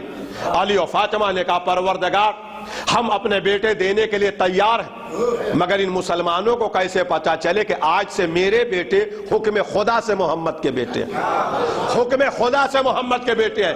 لہذا یہ اعلان بند کمرے میں نہ کر, میدان میں کر, قرآن میں کر, آیت بنا, قرآن کی آیت بنا, اس اعلان کو آیت بنا اور میدان میں اعلان کر. اللہ نے کہا نہ گھبراؤ, مباہلے کے میدان میں ہم ابنائے محمد کہہ کے پکاریں گے. مباہلے کے میدان میں ہم ابنائے محمد کہہ کے پکاریں گے. اب جب اللہ نے مباہلے کے میدان میں حسن اور حسین کو ابنائے محمد کہہ دیا بنص قرآن, حسن و حسین محمد کے بیٹے ہو گئے, تب علی نے پیشانی سجدے میں رکھا اور ہاتھ اٹھا کے کہا پروردگار اب کوئی مجھے اپنا وارث دے, اب مجھے کوئی اپنا جانشین دے. یہ تو محمد کے بیٹے ہو گئے. اب میں 1000 مجلس پڑھوں تو اس سے بڑا جملہ نہیں ہے, کوئی مجھے اپنا وارث دے. عباس کتنے باکمال ہوں گے یہ علی کی دعا جانے, خدا کی عطا جانے. نہ مانگنے والے کے خلوص میں کوئی کمی ہے, نہ دینے والے کی عطا میں کوئی کمی. مانگنے والا علی جیسا, دینے والا خدا جیسا. مانگنے والا علی جیسا, دینے والا خدا جیسا. ہم کیا بتائیں کہ عباس کیا ہے؟ مانگنے والا جس نے اپنے لیے کچھ نہ مانگا, ایک بیٹا مانگا. نہ مانگنے والے کے خلوص میں کمی کا تصور ہے, نہ دینے والے کے یہاں کمی کا کوئی تصور. دینے والا خدا. عباس کتنے ہو گئے تو اس کے لیے وہی ایک پیمانہ ہے کہ اگر آپ کے دل و دماغ میں عظمت امیر المومنین ہے تو اسی آئینے میں عباس کو دیکھیے, علی کے علم کو دیکھیے اسی آئینے میں عباس کو دیکھیے, علی کی شجاعت کو دیکھیے اسی آئینے میں عباس کو دیکھیے, علی کی سخاوت کو دیکھیے اسی آئینے. فضائل علی پڑھتے جائیے, عباس کے کردار کو اسی سے ملاتے جائیے. صلوات پڑھے محمد و آل محمد. بال برابر کوئی فرق نہیں ہوگا. ہمارے یہاں علم عباس کے اوپر بہت کم تقریر ہوتی ہے، علم ابو الفضل عباس کی۔ علم عباس شجاعت کا تو ذکر ہوتا ہے، مگر وہ بھی ایک صفین کا واقعہ اور نہروان کا تھوڑا سا واقعہ، جبکہ اور بہت سارے کارنامے سرکار باب الحوائج، مگر علمی باب سرکار باب الحوائج کا بالکل بند ہے اور اس پہ کم تقریریں ہوتی۔ میں آپ سے ایک جملہ کہہ رہا ہوں کہ اہل بیت میں کوئی منصب اعزاز میں نہیں دیا جاتا، اہلیت کی بنا پہ دی۔ امام حسین نے پوری دنیا سے 72 ہیرو کو تلاش کیا جو ہر اعتبار سے سب سے افضل تھے، علمی اعتبار سے۔ اس میں جو ایک سپاہی تھی، اس کی علمی کوالٹی یہ تھی کہ امام حسین نے حبیب کو فقیہ کہہ کے پکارا۔ اب میں آپ سے پوچھتا ہوں کہ جس لشکر کا سپاہی فقیہ ہو، اس لشکر کا علمدار جسے حسین بنائیں گے، اس کا علم کا کیا ہے؟ لشکر کا سپاہی فقیہ ہو تو اس لشکر کا علمدار جسے حسین بنائیں گے، اس کی علمی حیثیت کیا ہے؟ یہ واقعہ فارسی کے بھی کتابوں میں ہے، اردو کے بھی کتاب میں آپ کو مل جائے گا، مولانا نجم الحسن صاحب کی کتاب 14 ستارے، اس میں بھی مل جائے گی کہ نجف میں ایک عالم دین تھے، ان کے دل میں یہ خیال پیدا ہوا کہ جناب عباس شجاع اور بہادر تو تھے، اس میں کوئی دو رائے نہیں ہے، مگر ان کی علمی حیثیت مسلم نہیں ہے، اس لیے کہ کوئی ان کا علمی کارنامہ دنیا کے سامنے نہیں ہے، جیسے مولا کا نہج البلاغہ، سیف سجادیہ، اخبار رضا اور ائمہ کے سارے اقوال و حدیثیں ہیں، ویسے جناب عباس کا کوئی علمی کارنامہ نہیں۔ تو انہوں نے خواب دیکھا، اس خواب کو بیان کیا، لہٰذا یہ چیزیں تقریروں میں آ گئی اور کتابوں میں آئی۔ وہ عالم دین بیان کرتے ہیں، سید بیان کرتے ہیں کہ میں نے رات میں خواب دیکھا کہ خواب میں سرکار باب الحوائج آئے اور کہتے ہیں، او عالم دین جو تم نجف میں اتنے بڑے عالم بنے ہو، یہ بتاؤ یہ جو تمہارے پاس علم ہے، یہ علم کس کا ہے؟ وہ سید عالم دین کہتے ہیں، باب مدینۃ للمولا علی کا علم۔ سرکار باب الحوائج فرماتے تم تو علی کے زمانے میں تھے نہیں، تو یہ علم علی تم کو کیسے مل گیا؟ کہ واسطوں سے ہوتے ہوتے، علماء کرام سے ہوتے ہوتے ہم تک آیا، لہٰذا یہ علم باب مدینۃ العلم۔ کہا تم میں اور علی میں کتنا فاصلہ؟ کہا ہزاروں نسلوں کا فاصلہ۔ کہا تمہیں شرم نہیں آتی؟ کہا ہزاروں فاصلوں کے بعد اگر علم علی تم تک آ جائے تو عالم کہلاؤ؟ ارے میں نے تو اپنے باپ علی کی زبان چوسی ہے، میں نے تو اپنے باپ علی کی زبان چوسی ہے۔ نہیں ٹھہریے، یہیں سے پتہ چلتا ہے کہ یہ زبان اہل بیت۔ علی نے یہ نہیں کہا کہ میں نے اپنے باپ سے علم لی، کیا کہا؟ میں نے اپنے باپ کی زبان چوسی، وہی جملہ کہا جو ہر امام و معصوم کہتا ہے۔ مولا علی نے کہا کہ میں نے اپنے بھائی رسول اللہ کی زبان چوسی، حسن و حسین نے کہا میں نے اپنے نانا کی زبان چوسی، مقام فضیلت کے ہمالیہ پہ کھڑے ہو کے عباس نے کہا میں نے اپنے باپ کی زبان چوسی، باپ کی زبان چوسی، میں نے اپنے باپ کی، جو ہر معصوم کہتا ہے وہی سرکار باب الحوائج نے کہا کہ میں نے اپنے باپ کی زبان چوسی۔ زبان چوسنا کیا مطلب؟ زبان چوسنا کیا مطلب؟ ہمارے 10ویں امام حضرت امام علی نقی علیہ السلام کے ایک صحابی تھے جن کا نام ابی ہاشم تھا، یا محمد ابن حنفیہ کے پر پوتے تھے۔ محمد حنفیہ امیر المومنین کے بیٹے تھے، ان کے پر پوتے تھے، نام ابی ہاشم تھا۔ وہ اس روایت کا ناقل ہے کہ میں مولا کی خدمت میں بیٹھا تھا، ایک شخص آیا اور عجب زبان میں امام سے بات کر رہا تھا، امام اسی زبان میں اس کا جواب دے رہے تھے۔ جب وہ چلا گیا تو ابی ہاشم نے پوچھا مولا یہ کون تھا، کہاں سے آیا تھا، کس زبان میں کیا باتیں کر رہا؟ امام نے فرمایا یہ ہندی تھا، ہند سے آیا تھا، ہندی زبان میں بات کر رہا تھا، میں ہندی زبان میں اس کا جواب دے رہا۔ ابی ہاشم کہتے ہیں مولا آپ ہندی بھی جانتے ہیں؟ امام نے کہا میں دنیا کی ساری زبانیں جانتا ہوں۔ اے ابی ہاشم میں سب کی زبان نہ جانوں تو سب کا امام کیسا؟ سب کی زبان نہ جانوں تو سب کا امام کیسا؟ اچھا زبان سیکھنے کا شوق ہر زمانے میں تھا۔ ابی ہاشم کہتے ہیں مولا کیا میں یہ ہندی سیکھ سکتا ہوں؟ اس وقت پوری دنیا میں 70 زبان بولی جاتی۔ امام نے کہا قحط نہیں پڑا تو 70 زبان سیکھ سکتا۔ کہا مولا کیسے؟ کہا وہ پتھر کا ٹکڑا لے کے آؤ، سنگریزہ لے کے آؤ۔ وہ دوڑے ہوئے گئے لے کے آئے، امام نے گرد چھاٹی اپنی زبان پہ رکھا اور اس سے کہا ابی ہاشم سے کہا اپنے دہن میں رکھ لو۔ ابی ہاشم کہتے جیسے ہی میں نے اپنے منہ میں رکھا 70 زبان بولنے لگا۔ یہ ہے امام.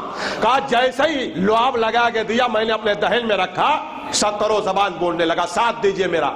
امام نے ابھی ہاشم کی زبان اپنی زبان پہ نہیں رکھی, اپنے جسم سے مس نہیں کیا, اپنی انگلی سے لعاب نہیں لگایا, لعاب کو منتقل نہیں کیا اپنے جسم سے, بلکہ ایک سنگریزے کے اوپر لعاب لگا کے دے دیا تو وہ 70 زبان بولنے لگے. عباس کہتے ہیں میں نے تو اپنے باپ کی زبان چوسی یار.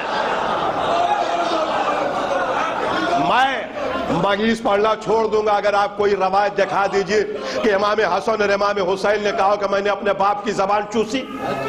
جہاں بولے میں نے اپنے نانا کی زبان, میں نے اپنے نانا کی زبان, میں نے اپنے نانا کی زبان چوسی, میں نے اپنے نانا کی زبان چوسی. فضیلت کے میدان میں عباس تنہا کھڑے ہو کے کہہ رہے ہیں میں نے اپنے باپ کی زبان چوسی. مولا مطلب کیا ہوا؟ کہا یہ تو دنیا کو بتانا چاہتا ہوں کہ علم محمد دیکھنا ہے تو حسن اور حسین کو دیکھو, علم علی دیکھنا ہے تو عباس کو دیکھو.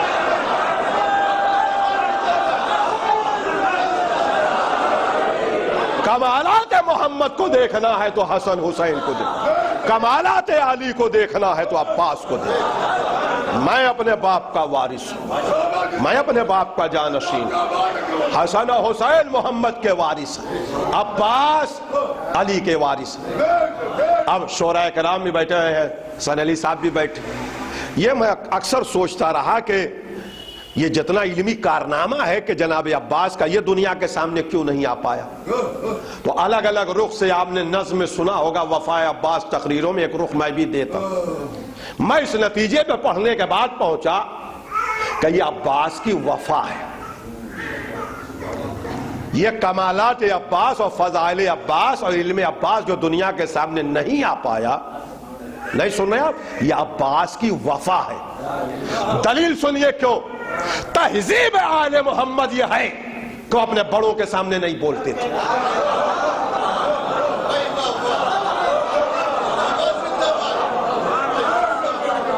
یا ہمارے وطن کے مولانا بیٹھے ہیں, قبلہ بیٹھے ہیں, اتنی موٹی کتاب خطبات مکتوبات اور حکم کی جمع ہے جسے نہج البلاغہ کہتے ہیں.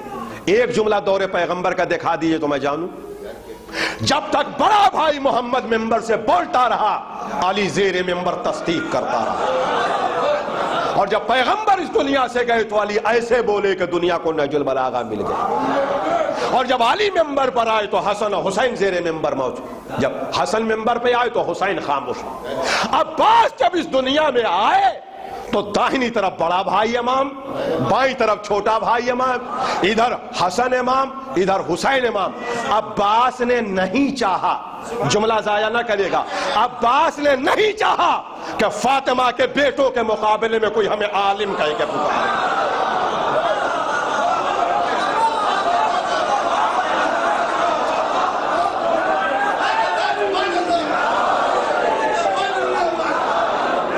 فاطم کہہ کے پکارا, محمد کے بیٹوں کے مقابلے میں کوئی ہمیں باکمال کہہ کے. زندگی بھر اپنے علم و فضل و کمال کو چھپائے رکھا. ہم عالم نہیں, یہ سید عالم ہے. ہم باکمال نہیں, یہ سید باکمال. ہمیں نہیں, ان سیدوں کو پہچانو. یہ فریضہ تھا سرکار باب الحوائج. اب بات سمجھیے گا تو کلیجہ پھٹ جائے گا, کلیجہ پھٹ جائے گا. ایک دکان اگر آپ کے باپ کے زمانے کی ہے اور آپ نے 5 دکان اس کے بغل میں خرید لی تو ہر رشتہ دار کو دیکھا یہ ابا کی تھے, یہ 4 ہم نے. ہر آدمی چاہتا ہے کہ ہماری تعریف ہو. بقدر پیمانے تخیل سرور ہر دل میں ہے خودی کا, یہ ناراض پیہم تو دم نکل جایا. کون ہے کہ جو اپنی تعریف نہیں چاہتا؟ عباس وہ ہے کہ جس نے اپنے کو دبائے رکھا کہ دنیا کے سامنے ہمارے کمال. تو کیا اس ایثار کو خدا نہیں دیکھ رہا ہے؟ پیغمبر نہیں دیکھ رہے, شہزادی فاطمہ نہیں دیکھ رہی ہیں, حسن و حسین نہیں دیکھ. لہذا یہ ایثار کو دیکھا گیا اور اس کی جزا اللہ نے عطا کی جو میں آپ کو بعد میں بتاؤں. لہذا علم عباس, شجاعت عباس, سرکار باب الحوائج ہر میدان میں ایک ایک مثال میں دے رہا ہوں. امیر المومنین کی یادگار, علم علی علم عباس دیکھیے, اور اس کے بعد سرکار باب الحوائج کے جو خطبات ہیں اٹھا کے آپ دیکھیے کہ کس طرح سے کوزے میں سمندر کو جناب عباس نے سمیٹا. تب پتا چلے گا کہ علم ابو الفضل العباس کیا ہے. شب عاشور کا خطبہ خاص طور سے آپ پڑھیں, جس کی راوی جناب زینب اولیاء مقام ہیں، نصف شب کے بعد جو بنی ہاشم کے جوانوں کو خیمے میں جمع کر کے باب الحوائج نے خطبہ دیا، اس سے بڑی بات کیا ہو سکتی ہے کہ پردے کے پاس سے کھڑے ہو کے زینب نے پورا خطبہ سنا اور اس کے بعد امام حسین سے آ کے کہتی بھیا میں نے عباس کا خطبہ سنا، یا ایسا خطبہ یا میرے بھائی عباس نے دیا ہے یا آپ نے دیا ہے؟ زینب کہتے ہیں ایسا خطبہ یا میں نے اپنے بھائی حسین سے سنا تھا یا پھر عباس سے سنا۔ یہ ہے علم عباس۔ کعبے میں جناب عباس کا خطبہ، راستے میں جناب عباس کا خطبہ، علم جناب عباس کا خطبہ، تب آپ کو علم عباس کا اندازہ لگے گا۔ مگر عباس خاموش اس لیے تھے کہ حسن و حسین کی زندگی میں کوئی انہیں عالم و باکمال کہہ کے نہ پکارے۔ سرکار باب الحوائج بہت زیادہ خوبصورت، میں پھر کہہ رہا ہوں کہ بنی ہاشم میں کون شجاع نہیں، مگر ان شجاعوں میں اشجع آل محمد کا لقب عباس کو ملا۔ بنی ہاشم میں کون خوبصورت نہیں ہے، مگر ان خوبصورتوں میں جس کے حسن کا چرچا ہے اسے عباس کہتے ہیں۔ جناب عباس جب پیدا ہوئے، مادر عباس نے دیا تو سب سے پہلے مادر عباس کے کہنے سے امیر المومنین نے ایک نظر بد کا تعویذ بنایا جو عباس کے بازو پہ باندھا۔ اپنے ہمیں لوگ کہہ دیتے ہیں کہ نظر بد کوئی چیز نہیں، نظر بد ماں باپ کی نظر اولاد کو لگتی ہے۔ قرآن کی آیت موجود، امیر المومنین کی خود نظر بد کی دعا موجود ہے جو سرکار باب الحوائج کے بازو پہ باندھا۔ تو ماں کے طرف سے تو یہ اہتمام تھا کہ تعویذ بندھوایا تاکہ ان کو بری نظر نہ لگے، اور امیر المومنین کی طرف سے سختی سے یہ حکم تھا جناب عباس کو، سختی سے تاکید تھی کہ بغیر نقاب پہنے گھر کے باہر نہ نکلے۔ اور ایک دو دن نہیں، جناب عباس سن 36 ہجری تک نقاب پہنتے تھے جناب، 36 ہجری تک، ایک دو دن کے بعد 36 ہجری تک نقاب پہنتے تھے۔ اور شیعہ سنی کی جتنی تاریخ کی کتابیں ہیں اٹھا کے آپ دیکھیے کہ نقاب پہنتے تھے۔ بس میرا جملہ تقریر ختم ہو رہی ہے۔ اس کے بعد بھی جب کبھی مدینے کے گلیوں میں نکلتے تھے تو چاروں طرف سے شور مچا، ارے دوڑو عباس جا رہے، حسن عباس، جمال عباس۔ لوگ گھروں سے دوڑتے تھے، دکاندار ترازو ہاتھ سے چھوڑ دیتا تھا، عباس جا رہے ہیں، عباس جا رہے ہیں، عباس جا رہے ہیں۔ میں آپ سے ایک سوال کر رہا ہوں، یہ جو پیچھے پیچھے دوڑ رہے ہیں یہ عراق والے نہیں ہیں، یمن والے نہیں ہیں، مصر والے نہیں ہیں، حجاز والے نہیں ہیں، پہاڑ کے بدو نہیں ہیں، یہ سب مدینے والے ہیں جنہوں نے دن و رات جمال محمد دیکھا، جمال علی دیکھا، جمال حسن دیکھا، جمال حسین دیکھا ہے۔ مگر اس کے بعد بھی عباس کے نقاب کے اندر سے ایسا نور ساطع ہو رہا ہے کہ عباس کے پیچھے دوڑ رہے ہیں۔ اسی لیے علی نے ان کا لقب قمر بنی ہاشم رکھا۔ یہ قمر عرب نہیں ہے، قمر بنی ہاشم ہیں۔ صلوات پڑھے محمد و آل محمد۔ بنی ہاشم کے چاند، میں اب اس سے آگے نہیں کہہ سکتا اس لیے کہ حفظ مراتب مانے ہیں۔ بنی ہاشم میں کون خوبصورت نہیں، مگر ان خوبصورتوں کے درمیان جس کے حسن کا چرچا ہے اسے عباس کہتے ہیں۔ بنی ہاشم میں کون شجاع نہیں، مگر ان شجاعوں کے درمیان جس کی شجاعت کا ڈنکا ہے اسے عباس کہتے ہیں۔ ایک بات کہوں، ابھی لائٹ چلی جائے، ہر آدمی کے پاس موبائل ہے، وہ اگر اس میں ٹارچ نہ بھی ہو تو بٹن دبا دے گا تو اتنی روشنی ہوگی کہ اپنے جوتے چپل تلاش کر کے اور راستہ دیکھتا ہوا چلا جائے۔ مگر جہاں لاکھ لاکھ پاور کی مرکری جل رہی ہو وہاں کوئی اپنے نور کا وجود قائم کرنے بڑی بات۔ عباس نے اپنے کمالات کو جو منوایا ہے وہ حسن حسین اہل بیت کے سامنے۔ نہیں سمجھے آپ، نہیں سمجھے آپ، حسن و حسین کی موجودگی میں اپنے کمالات کو عباس نے منوایا۔ ہم دیہات کے رہنے والے، آپ سب بھی دیہات کے رہنے والے، علماء سیاحت کا یہ کہنا ہے کہ اگر کوئی گھنا درخت ہو، برگد کا درخت ہے، پیپل کا درخت ہے، بہت گھنا درخت ہے، تو اس درخت کی جڑ میں دوسرا درخت نہیں جمتا، اور اگر جم بھی جائے گا تو پروان نہیں چڑھ پائے گا۔ عباس اس باکمال کا نام ہے کہ زندگی بھر پنجتن کے ساتھ رہے اور اپنی فضیلتوں کے الگ الگ دروازے کھولے رہے، باب الحوائج بنے رہے، قمر بنی ہاشم بنے رہے، سقا بنے رہے، غازی بنے رہے، علمدار بنے رہے۔ صلوات پڑھے محمد و آل محمد۔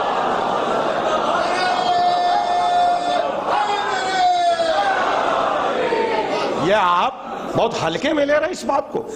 جب بستر پہ سوئیے گا تو سوچئے گا تو دماغ کی نسیں سوچ جائیں گی کہ پنجتن کے ہوتے ہوئے علمدار عباس کہلائیں، معصوم ان کے ہوتے ہوئے باب الحوائج عباس کہلائیں، غازی ابو الفضل العباس کہلائے.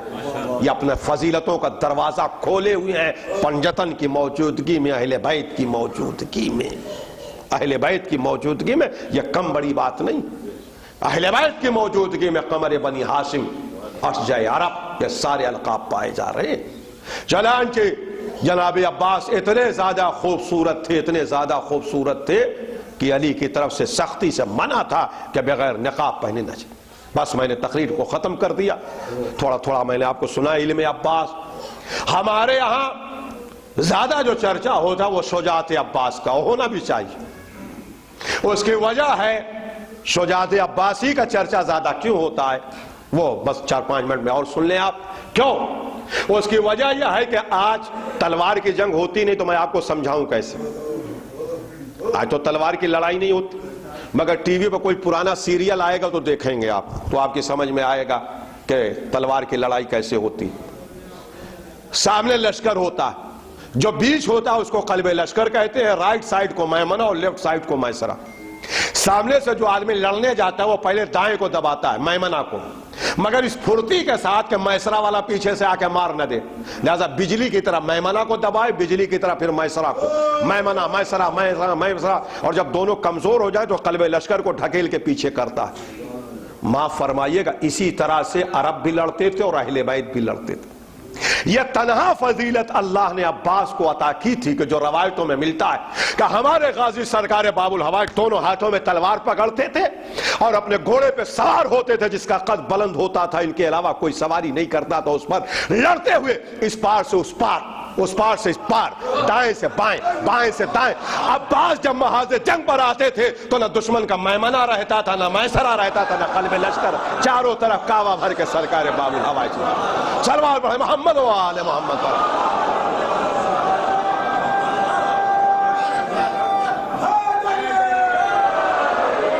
میں پھر کہہ رہا ہوں کہ مجبوری ہے, مجلس میں معصومین کا ذکر ہو رہا ہے, اسے لفظ سمجھ کے نکلے, مگر روایت کا یہی جملے کہ سب ایسے لڑتے تھے. تنہا جناب عباس کے لیے ملتا ہے کہ اہل بیت میں یہ دوڑتے ہوئے جاتے تھے قلب لشکر کو چیر کے آخری صف پہ, پھر پلٹ کر ادھر, پھر پلٹ کے دائیں, پھر پلٹ کے بائیں, فوجیں منتشر ہو جاتی تھی, پھر یہ گول راؤنڈ بنا کے جس کو کعوہ بولتے ہیں, کاپ کی طرح ایسے لڑتے تھے, اور چاروں طرف سے دشمن بھاگتے تھے, اور دشمن کہتا کہ ہر آدمی کے پیچھے عباس نظر آتے تھے. یہ سرکار باب الحوائج کی شجاعت, یہ سرکار باب الحوائج کی شجاعت. آئیے میں ایک جھلکی دکھاؤں اور پھر کربلا آ کے مصائب پڑھ کے ختم کرتا ہوں کہ امیر المومنین کی ضعیفی کی جنگ, جسے جنگ صفین کہتے ہیں, یہ ہمارے یہاں سب سے زیادہ مشہور اس لیے ہے کہ اس کا پیریڈ سب سے زیادہ اور بڑی عیاریاں اور مکاریاں اس میں ہوئی. میں جنگ صفین نہیں پڑھ رہا ہوں, اس کا ایک واقعہ میں سنا رہا کہ ایک اندھیری رات میں گھماسان کی لڑائی ہوئی کہ جس کو لیلۃ الحریر کہتے ہیں. اندھیری رات گھماسان کی لڑائی, مالک اشتر کہتے ہیں میرا مولا علی کالے گھوڑے پہ سوار, نہ چہرے پہ جالی, نہ سر پہ خود, نہ جس پہ زرہ, ایک معمولی سا کرتا پہنے ہوئے کالا کپڑا لیا جس سے پسینہ پہنچتا تھا, کبھی گھوڑے پہ کبھی پیدل, کبھی گھوڑے پہ پیدل, کبھی گھوڑے پہ کبھی پیدل, رات بھر لڑ رہا تھا, اور یا مہود یا ملاحود کی آوازیں بلند کرتا تھا, اور یہ آواز جس کے کان میں جاتی تھی اس سے پہلے اس کا سر زمین پہ گر جاتا تھا. مالک اشتر کہتے ہیں کہ گھماسان کی رات میں مولا نے شربت مانگا, میں نے لے جا کے دیا تو مولا نے فرمایا کہ یہ شربت اور یہ شہد, شربت جو ہے شہد کا ہے اور یہ شہد یمن کا معلوم ہوتا ہے. مالک اشتر کہتے ہیں مولا اتنے ہنگامی حالہ میں آپ یہ کہتے ہیں کہ یہ شہد کہاں کا آپ بتا رہے؟ کہا مالک میں نہیں ڈرتا محاذ جنگ پہ کہ موت مجھ پہ آ گرے گی یا میں موت پہ جا گروں گا, مجھے موت کا کوئی خوف نہیں. مگر جب صبح کی کرن نکلی تو علی کا سارا لشکر زخمی تھا, امیر شام کا بھی لشکر زخمی تھا, مگر اس کی تعداد زیادہ تھی. علی کے لشکر کی تعداد اس سے بہت کم تھی, لہذا اب چیف کمانڈر مالک اشتر اس روایت کے ناقل کہ جب سورج نکلا تو علی کا لشکر گھائل تھا, کسی کا ہاتھ ٹوٹا, کسی کا پیر ٹوٹا, ہڈیاں زخمی. لہذا اب علی بے چین ہو گئے, آنکھیں بند کر سوئے ہیں صاحب. کہ اب علی فرماتے ہیں کہ جب میں کعبہ بھر کے آیا ایک مرتبہ مالک اشتر فرماتے ہیں کہ مولا پورا لشکر زخمی ہے, آج جنگ روک دیجئے, پھر کل ہم تازہ دم ہو کے لڑیں گے. اس لیے کہ کسی کی ہڈی ٹوٹی، کسی کا خون بہ رہا، تو اتنا تو موقع دیجئے کہ اس ہڈی کو باندھ دیا جائے، جو خون بہ رہا ہے اس کی مرہم پٹی کر لی، ہم تازہ دم ہو کے لڑیں گے۔ پورا مجمع ایک طرف سے کہہ رہا مولا جنگ روکیے، مولا جنگ روکیے۔ مالک اشتر خود کہہ رہے ہیں کہ مولا ہم کمانڈر ہیں، آج جنگ روک دیجئے، کل تازہ دم ہو کے پھر لڑیں گے۔ علی نے کعوہ بھرا اور کہا مالک آج جنگ نہیں رکے گی۔ اس کے بعد علی گھوڑے سے اترے، ٹیلے پہ بیٹھ گئے، سارے اہل بیت ساتھ۔ پھر مالک اشتر نے کہا مولا پورا لشکر زخمی ہے، زخمی ہے، جنگ روکیے۔ علی نے کہا بالکل جنگ نہیں رکے گی۔ کہا مولا پھر لڑے گا کون؟ علی نے سینے پہ ہاتھ مار کے کہا آج میرا بیٹا لڑے گا۔ اب دیکھتا ہوں کہ کون ہے کہ جو عباس کے فضائل سن کے اس کے چہرے پہ نہیں بحالی۔ عباس کے نام میں یہ اثر ہے کہ صرف زبان سے عباس کا یہ دیکھے دل میں محبت پیدا ہوتی ہے۔ عباس کے فضائل سننے میں ضعیفوں کے اندر بھی جوانی کا جذبہ پیدا ہوتا، خون کی روانی بڑھ جاتی۔ لہذا اب علی نے سینے پہ ہاتھ مار کے کہا آج میرا بیٹا لڑے گا۔ اتنا کہنا تھا کہ امام حسن کھڑے ہوئے، کہا بابا اجازت ہے؟ کہا نہیں بیٹھ جاؤ۔ پھر امام حسین کھڑے ہوئے، کہا بابا اجازت ہے؟ کہا نہیں بیٹھ جاؤ۔ کہا بابا آپ ہی نے تو کہا ہے آج میرا بیٹا لڑے گا۔ علی نے مسکرا کے کہا حسن حسین تم محمد کے بیٹے ہو، آج میرا بیٹا۔ اب سارا مجمع دیکھنے لگا، 11 سال کا سن مبارک ہے سرکار باب الحوائج کا۔ جناب عباس کو قریب بلایا۔ اب جس کا کلیجہ پھٹے پھٹے، ہم کیا کریں اس کے لیے؟ کسی کو فضائل نہ ہضم ہو تو نہ ہضم ہو۔ اب اگر حدیث اور روایت میں نہ ہو تو مجھے سولی پہ چڑھائیے، اور اگر ہے تو ایمان تازہ کریے۔ عباس کو بلایا، اپنا عمامہ اتارا، عباس کے سر پہ رکھا اور کہا میرے لال جاؤ میدان میں۔ بات سمجھ میں آئی؟ یہ عمامہ 2 سیکنڈ کے لیے ابن عباس کے سر پہ گیا تو ابن عباس نے کہا کہ مولا ہٹا لیجئے، سر پھٹا جاتا۔ عباس وہ ہے جو لباس معصوم برداشت کرتا ہے۔ بڑا جملہ میں نے کہا، عباس وہ ہے جو لباس معصوم برداشت کرتا ہے۔ جیسے مولا علی کے لیے ہے کہ بس انہیں خدا نہ کہیے، حرام ہے کہنا، باقی جتنے فضائل بیان کر سکتے ہو کریے۔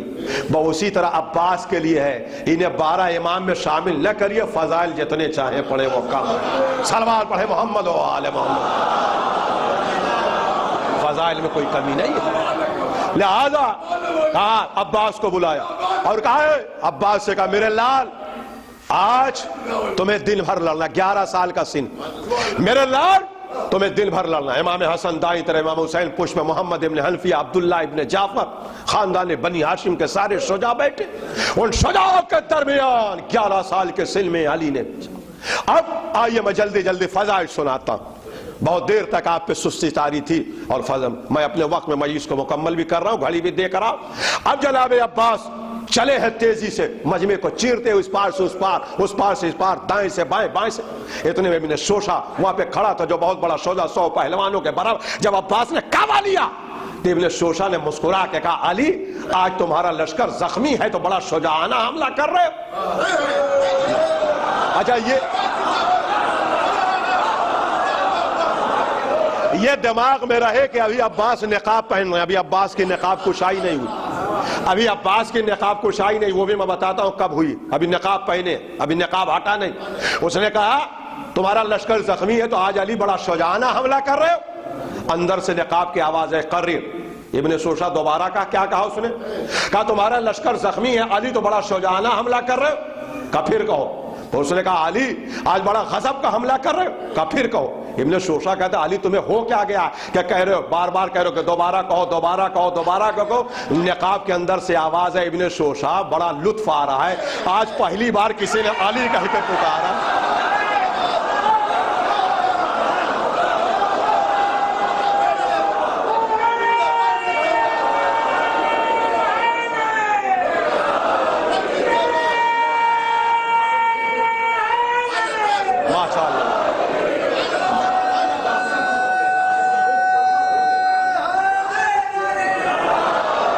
بڑا لطف آ رہا ہے، پہلی بار کسی نے علی کہہ کے پکارا، علی کہہ کے پکارا۔ عباس میمنہ پہ، میسرہ پہ، قلب لشکر پر، اس کے بعد کعبہ بھر کے چلنے لگے. چاروں طرف سے آواز آنے لگی، بھاگو علی آ گئے، بھاگو علی آ گئے، بھاگو علی آ گئے، بھاگو علی آ گئے، علی آ گئے، علی آ گئے. اب یہ طے ہوگا کہ جو گیا وہ مارا جائے گا، جو سامنے گیا وہ مارا جائے گا. سب یہی کہتے ہیں کہ علی کا لشکر زخمی، آج علی کو غیظ ہے، جو گیا وہ مارا جائے گا، جو گیا وہ مارا جائے گا، جو گیا وہ مارا جائے گا. وہ گیا، بھاگے، گئے، بھاگے. چاروں طرف سے عباس، مولا علی ٹیلے سے علی کی، مولا علی عباس کی شجاعت دیکھ رہے ہیں. امام حسن، امام حسین، محمد ابن حنفی، عبداللہ ابن جعفر سب مسکرا رہے ہیں. عباس حملے پہ حملہ، حملے پہ حملہ، حملے پہ حملہ، حملے پہ حملہ، حملے پہ حملہ، قائد پہ غضب، حملے پہ حملہ ہو رہا.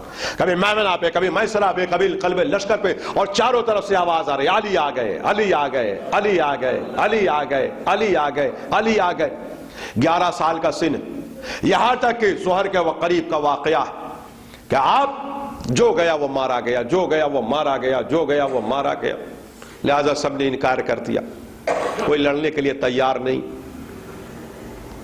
لہذا عمر عاص نے جا کے امیر شام سے یہ کہا کہ اب تو فوجیں لڑنے کے لیے تیار نہیں، آج علی کا بڑا غیظ و غضب ہے، کیا کیا جائے؟ تو اس نے کہا اچھا ٹھیک ہے، کوئی نہیں لڑ رہا؟ کہا نہیں. کہا ابن شوشا کو بلاؤ.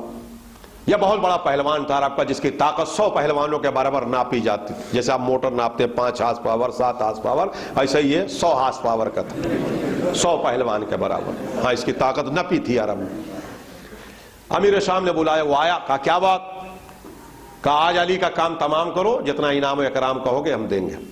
اس نے کہا سنو، تمہارے انعام کی وجہ سے ہم اپنا نام خراب نہیں کریں گے.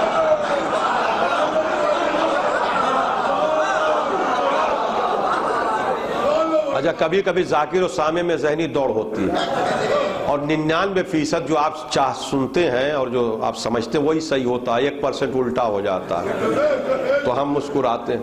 تو آپ نے جو چہک کے تعریف کیا وہ مسئلہ نہیں تھا، وہ ڈرا نہیں تھا علی سے. یہ اتنا گھمنڈی تھا، متکبر تھا کہ اس نے کہا کہ ہم اگر علی سے لڑ جائیں گے تو ہمارا نام خراب ہوگا، کہ ہم اکیلے سے لڑے، ہم 100 کے برابر. لہذا ہم تمہارے پیسے کے لیے اپنا نام نہیں خراب کریں گے. علی اکیلے ہیں، ہم 100 کے برابر. جب 100 سامنے ہوتے تب ہم اکیلے 100 سے لڑتے ہیں. امیر شام نے کہا سنو، تمہاری طاقت 100 کے برابر ہو یا 150 کے برابر ہو، اس وقت علی پورے لشکر کے برابر ہے. اس وقت تو علی پورے لشکر کے برابر ہے، کوئی نہیں جا رہا، تو لشکر کے برابر ہو گئے. لہذا جاؤ ان کا کام تمام کرو. وہ کہا نہیں، ہمارا نام خراب ہوگا، ہم نہیں جائیں گے. کہا تو علی آج پورے لشکر کے برابر ہیں تب کا اس کا راستہ ہے. کہا وہ کیا؟ کہا ہمارے 7 بیٹے ہیں، ایک بیٹا علی کو قتل کرنے کے لیے کافی. انہوں نے کہا ٹھیک ہے، اسی کو بھیجو. لہذا وہ سجا ہو جا کے پہلے بیٹے کو اس نے بھیجا، پہلے بکرے کو تیار کیا، بھیجا. اب علی دیکھ رہے ہیں کہ وہ آ رہا ہے. عباس نے وار کیا، 2 حصے میں تقسیم ہو گیا. اب جو فوج تھی امیر شام کی وہ سب باہر نکل آئی، ہماری جان بچی، ابھی ابن شوشا کی اولادیں لڑیں گی، دیکھا جائے کیا. اب وہ سب ارے پہلا بیٹا مرا، دوسرے کو بھیجا، دوسرا مرا، تیسرا مرا، چوتھا مرا، 5واں مرا، 6واں مرا. وکٹ پہ وکٹ گرتا رہا، 7 وکٹ گر گئے. جب 7 بیٹے مر گئے تب اس کا بخار اترا اور اس نے شجاعت میں انگڑائی لی، ڈبل زرا ڈبل. اب مولا نے دیکھا کہ اب تو بیٹے مر گئے، اب ابن شوشا اتنا بڑا پہلوان عباس کے مقابلے میں 4. اب مولا ٹکٹکی باندھے، غور سے دیکھے اب کیا. اب ابن شوشا جھومتا ہوا عباس کے سامنے آئے اور آنے کے بعد کہا علی، بہت دن سے ہماری خواہش تھی کہ ہم تمہیں قتل کرتے، مگر تم نے ہمارے 7 بیٹوں کو مار کے جذبہ انتقام کی آگ کو بھڑکایا، لہذا اب میں تمہیں قتل کروں گا. اچھا، یہ سمجھ رہا تھا کہ علی ہیں اور نقاب کے اندر تھے عباس. اہل بیت دھوکے سے لڑتے نہیں، اہل بیت دھوکے سے لڑتے نہیں. نقاب کے اندر سے آواز ہے، ابن شوشا ہوش میں آ، میں علی نہیں ہوں، علی کا بیٹا ابو الفضل العباس ہوں. ہوش میں آ جاؤ، میں علی نہیں ہوں، علی کا بیٹا ابو الفضل العباس.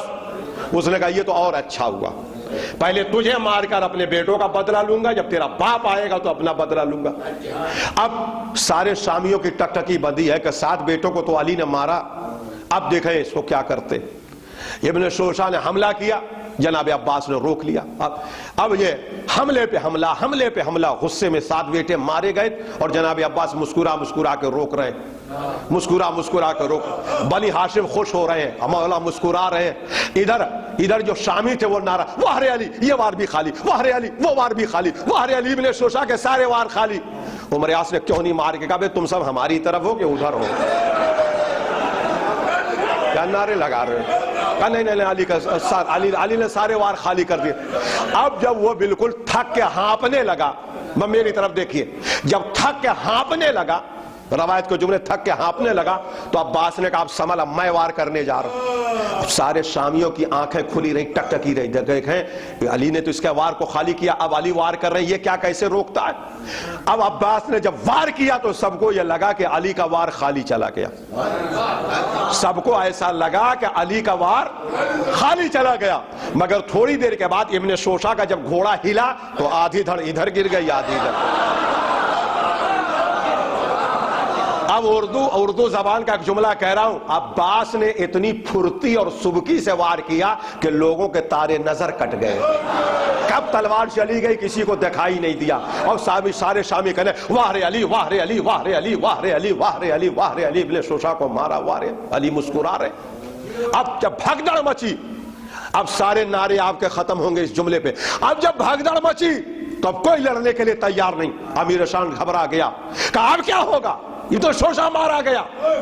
امیر شام کہتا گھبراؤ نہیں، فوجیں بھاگ جائیں گی۔ یہ بتاؤ مسلح فوج کتنی ہے اس وقت جو تیار ہے؟ کہا 3 لاکھ۔ کہا 3 لاکھ علی کے اوپر ایک ساتھ حملہ کر دو اور علی کو بیچ میں گھیر لو، سامنے سے نہیں، ایسے گول دائرہ بنا کے 3 لاکھ ایک ساتھ حملہ کر لو، چاروں طرف، آگے سے پیچھے سے دائیں سے بائیں سے، چاروں طرف۔ چنانچہ 3 لاکھ، میری طرف دیکھے گا، مجلس ختم ہو رہے، 3 لاکھ کا لشکر عباس کے اوپر حملہ ور ہو گیا۔ اب دائیں سے بائیں سے آگے سے پیچھے سے سرکار باب الحواج نے گھوڑا راؤنڈ کیا اور کعبہ بھر کے لڑنا شروع کیا، ادھر بھی حملہ، ادھر بھی حملہ، ادھر بھی حملہ، ادھر بھی حملہ۔ مگر 3 لاکھ کا لشکر تھا۔ جب علی نے یہ دیکھا کہ 3 لاکھ کا لشکر ایک ساتھ عباس کے اوپر کعبہ بنا کے حملہ کر رہا تھا، علی اٹھے، خیمے میں گئے، علی نے نقاب پہنا، ہاتھ میں ذوالفقار لیا، اپنے گھوڑے پہ سوار ہوئے اور دوڑاتے ہوئے مجمع کو چیر کے علی نے اپنے گھوڑے کو عباس کے برابر لگایا، کہا میرے لال بائیں کو تم مارو دائیں کو ہم، بائیں کو تم مارو دائیں کو ہم۔ نہیں، جملہ سنیے، بائیں کو تم مارو دائیں کو ہم، جملہ سنیے، بائیں کو تم مارو دائیں کو ہم۔ اب جب بھگدڑ مچی تو امیر شام خیمے سے نکلا، عمر یاس سے کہنے لگا ارے یہ کیا ہو گیا، ارے یہ کیا ہو گیا؟ کہا یہی تو میں بھی دیکھ رہا ہوں، صبح سے لے کر ابھی تک ایک علی تھا، یہ 2 کہاں سے آ گئے؟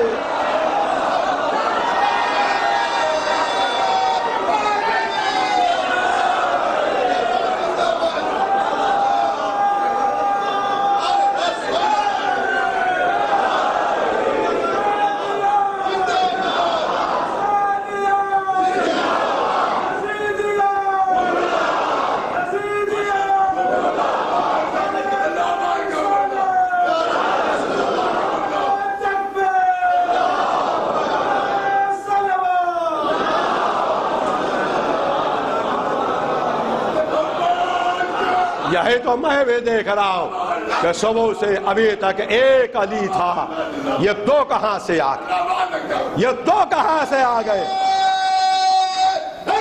اب میں اسی جملہ کہوں جن کے خاندان کو ذوالفقار چاٹے بیٹھی تھی، وہ شامی بھی دن بھر عباس کو علی سمجھ رہے تھے۔ اس کا مطلب یہ ہے کہ چال میں، ڈھال میں، قد میں، قامت میں، حملے میں، وار میں، غیظ میں، غضب میں، روم میں، دبدبے میں عباس ہو بہو علی تھے۔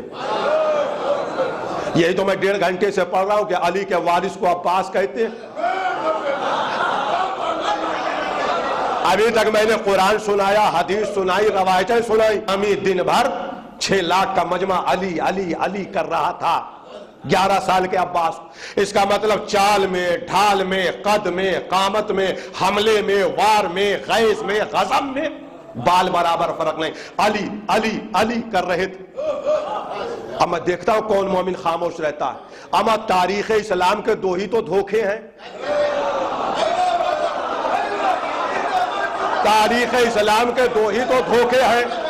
شب ہجرت کفار رات بھر علی کو نبی سمجھتے رہے،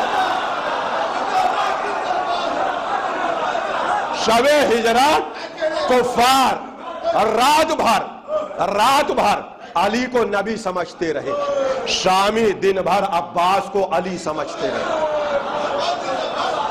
شب ہجرت کفار رات بھر شب ہجرت کفار رات بھر علی کو نبی سمجھتے رہے، شامی دن بھر عباس کو علی سمجھتے رہے۔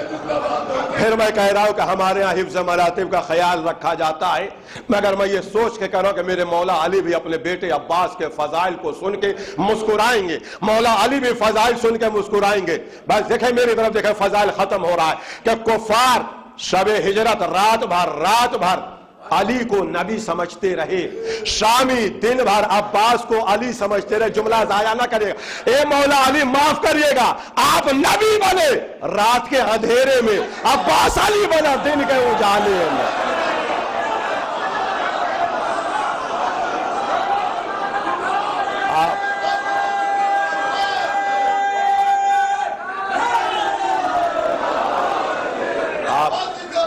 آپ نبی بنے رات کے اندھیرے میں، عباس علی بنا دن کے اجالے میں۔ دن بھر لوگ عباس کو علی علی کہہ کے پکار۔ میں نے روایت، حدیث، تاریخ، تفسیر ہر اعتبار سے یہ بتایا کہ علی کے وارث کو عباس کہتے ہیں۔ اب آئیے دشمن کا ایک جملہ سنیے، وقت زیادہ ہو گیا، میں اپنی بات کو سمیٹ رہا۔ جب کربلا میں شمر ملون نصیب سے امام حسین علی مقام کے بالوں میں انگلیاں دیے ہوئے سر کو لے کے اٹھا اور ٹلے زینبیہ سے شہزادی زینب نے فریاد کیا، تو اس سے بڑی جو مصیبت آئی اس روایت کی ناقل بی بی زینب ہے۔ یہ جو مصائب پڑھ رہا ہوں اس روایت کے ناقل شہزادی زینب ہیں۔ اولیاء مقام فرماتی ہیں کہ جب میرا بھائی حسین ذبح ہو گیا تو مقتل میں عمر سعد کی آواز گونج رہی تھی، گھوڑا دوڑا کہ عمر سعد ملون کہہ رہا تھا، یہ لوگوں جس کو علی سے جتنی زیادہ دشمنی تھی وہ آئے عباس کے لاشے کو پانا۔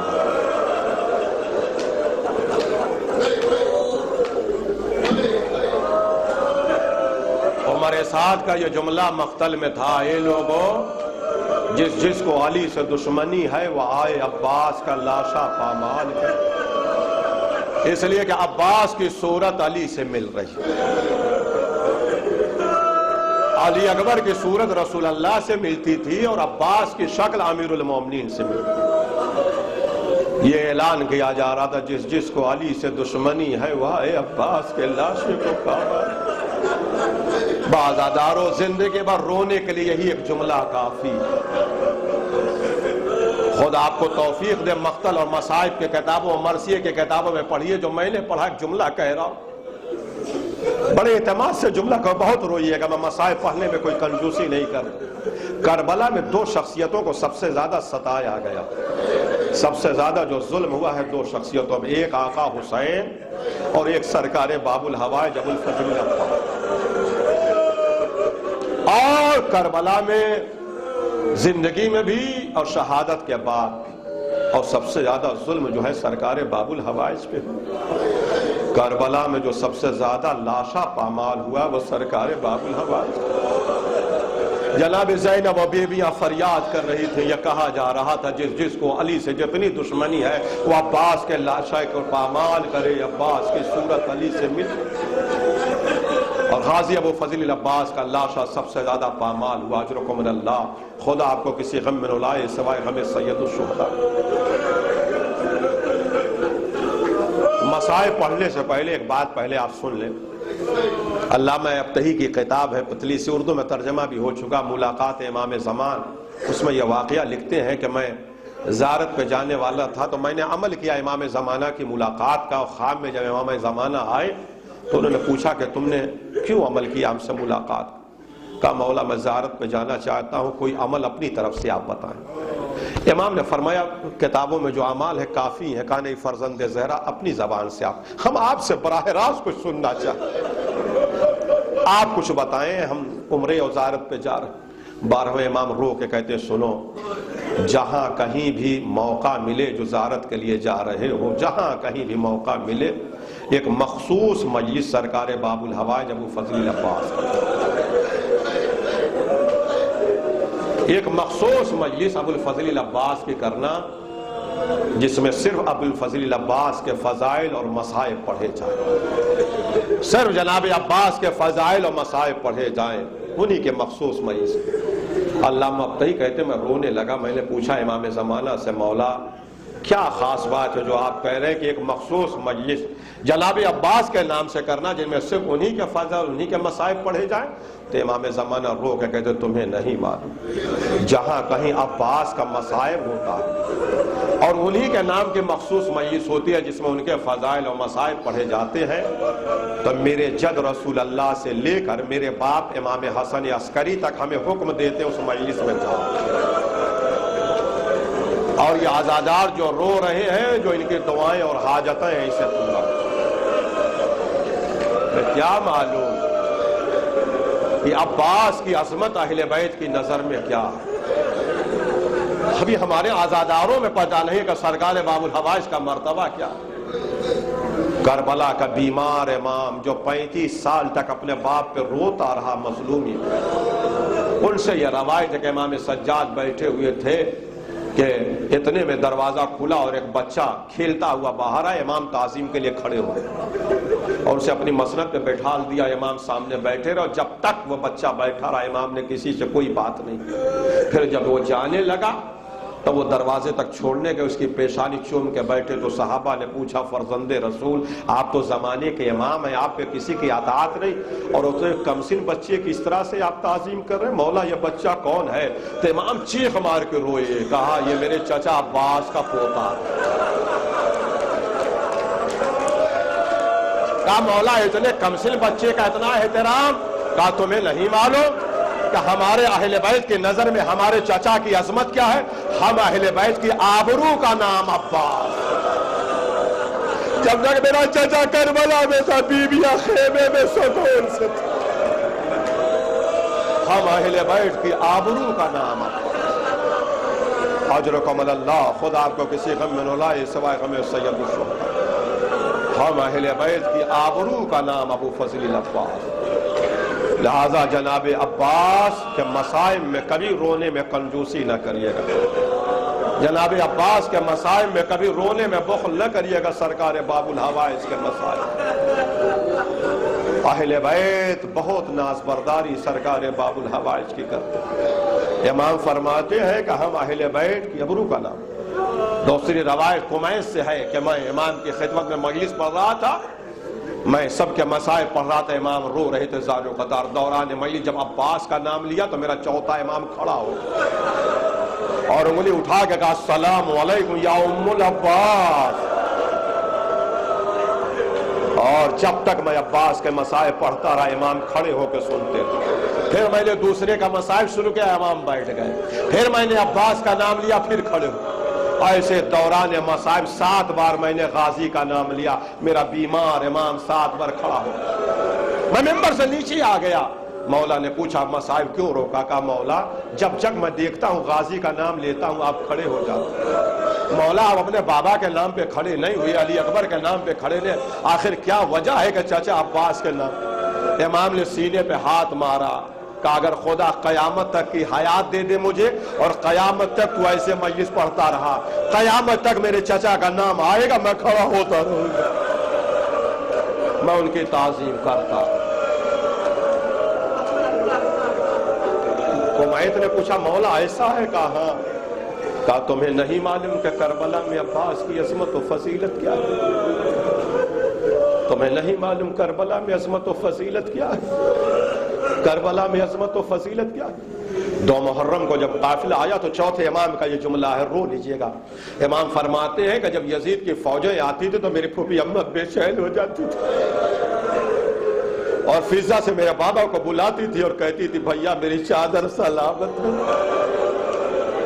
حسین رو کے کہتے تھے ہاں زینب چادر سلامت، ہاں زینب چادر سلامت، ہاں زینب چادر سلامت۔ عمر سعد کا لشکر آیا، چادر سلامت۔ ایک تیز آندھی چلی، پورا گرد گرد دھواں دھواں تھا، گھوڑوں کی ٹاپوں کی آوازوں سے کربلا گونج رہی تھی۔ میری پھوپھی اماں تڑپ گئی، فضا سے کہا پوچھو یہ کون آیا؟ تو پتہ چلا شمر کا لشکر آیا۔ کہا جلدی حسین کو بلا لا۔ حسین خیمے میں آئے، میرا بابا آیا، کہا بھیا میرا پردہ سلامت ہے، شمر آ گیا۔ سنیے گا جملہ، یہ ہمارے یہاں کوئی رسم کربلا سے ہٹ کے نہیں ہے۔ زینب کہتی ہے بھیا میرا پردہ سلامت ہے۔ حسین نے کہا زینب تم بار بار پوچھتی ہو پردہ سلامت ہے، پردہ سلامت ہے، پردہ سلامت ہے۔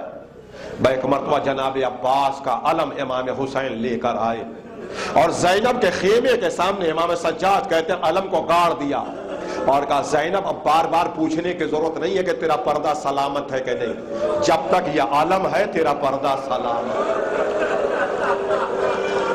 جب تک یہ عالم ہے تیرا پردہ سلامت، جب یہ عالم چلا جائے سمجھنا پردہ سلامت نہیں ہے۔ اب زینب صرف علم کو دیکھتی تھی، بیویوں کو تسلی دیتی تھی، ارے علم موجود ہے میرا پردہ سلامت، علم موجود ہے۔ مگر جب رخصت آخر کے لیے عباس آئے اور زینب کے خیمے سے جیسے ہی علم کو اکھاڑا، زینب ایک ایک بیوی کے خیمے میں دوڑ کے کہتی تھی بیویوں اب پردے کا خدا حافظ، میرے پردے کا محافظ جا رہا۔ اسی وقت سے بیویاں سہم گئیں۔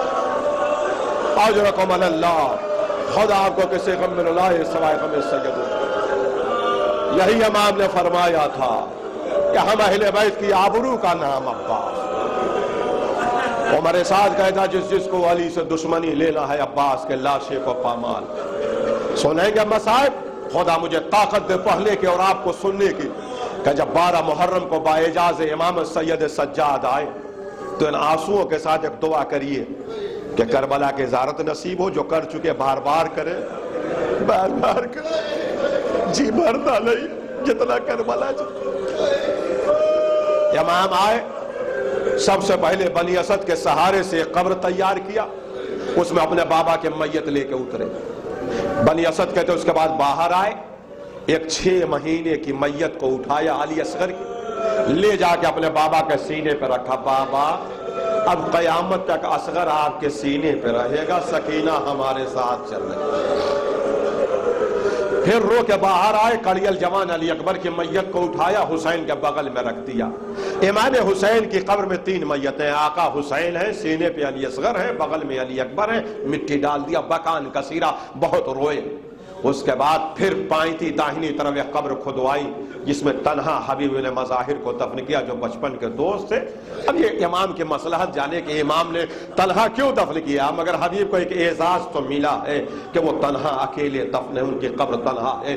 اس کے بعد بائیں طرف ایک بڑا گدھا کھودا جس میں سارے اصحاب و انصار اہل بیت، اپنے اہل بیت اصحاب انصار سب کو ایک ساتھ دفن کیا جس کو گنج شہداء کہتے ہیں۔ اس کے بعد بہت روئے۔ بس امام کے قبے میں یہ 3 قبریں، امام حسین ہیں، سینے پہ علی اصغر، بغل میں علی اکبر، یہ ایک قبر ہو گئی۔ سامنے حبیب پائنتی ہے، ادھر گنج شہداء ہے جس میں سارے اہل بیت اور اصحاب و انصار ہیں۔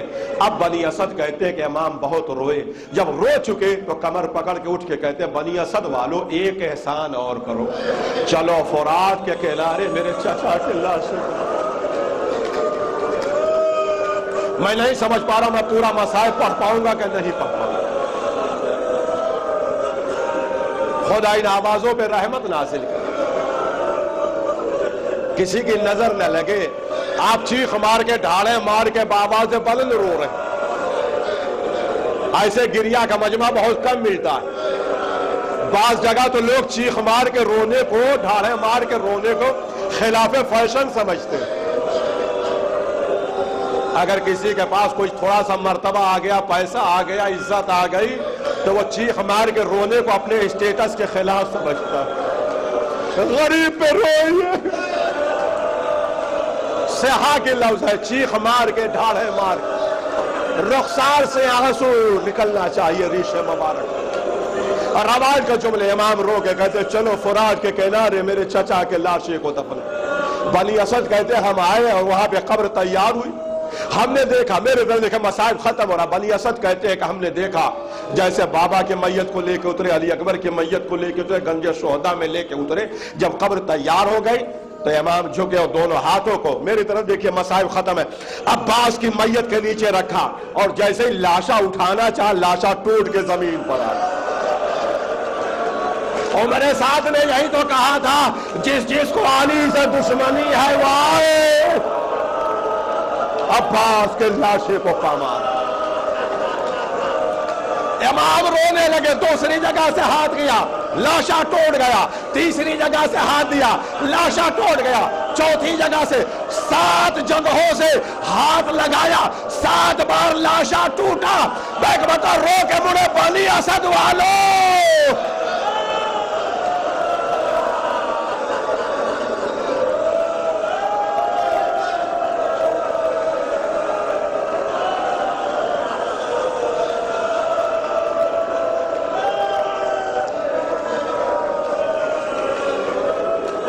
اب یہ تک آپ روئے ہو یا نہ روئے ہو، آپ جانے، آپ کا آنسو جانے، مگر آپ جانے روئے گا بڑا گناہگار ہوگا۔ یہ روایت نہیں ہے، یہ امام کی حدیث ہے، چوتھے امام کا جملہ ہے۔ علامہ طالب جوہری کے کتاب حدیث کربلا میں چوتھے امام کا جملہ ہے، امام کے جملے پہ روئیے گا، یہ قول امام ہے۔ میں کہتا جب 7 بار اٹھایا اور لاشا ٹوٹ گیا تو امام مڑے بنی اسد کے طرف رو کے کہتے بنی اسد والو بے جلد الخیل سیقونی، جلد کہتے ہیں گھوڑے کی ٹاپوں کو، سیقونی کہتے ہیں پیسنے کو، رو کے کہتے بنی اسد والو ظالموں نے گھوڑے کی ٹاپوں سے میرے چچا کی ہڈیوں کو پیس ڈالا۔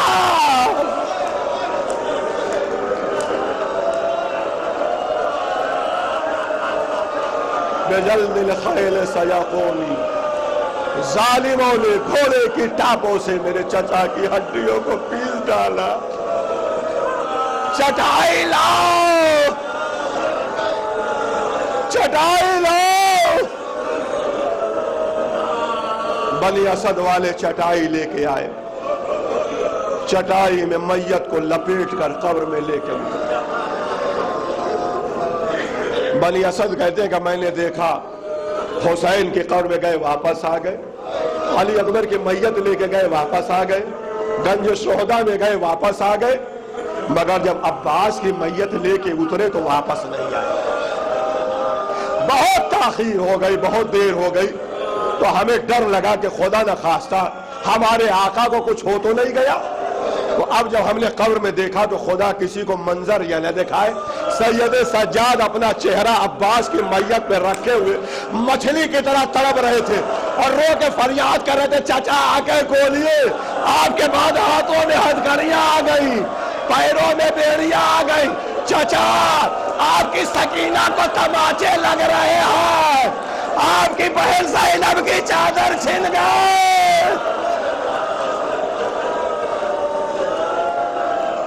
آج ہم کوفے میں داخل ہو، کوئی ہم پہ گرم گرم پانی پھینک رہا ہے، کوئی آگ کے گولے برسا رہا ہے۔ چچا آپ کے بعد لوگوں نے ہمیں غریب سمجھ لیا۔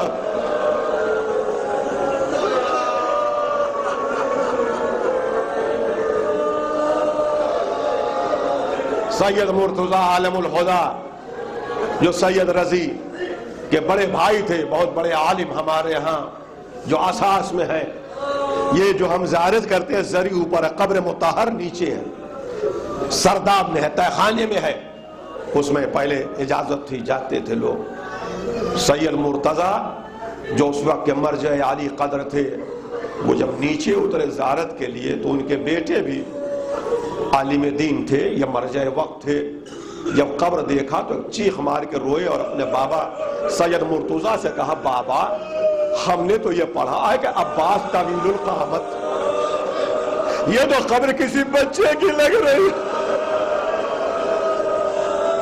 یہ قبر اتنی چھوٹی کیسے ہو گئی؟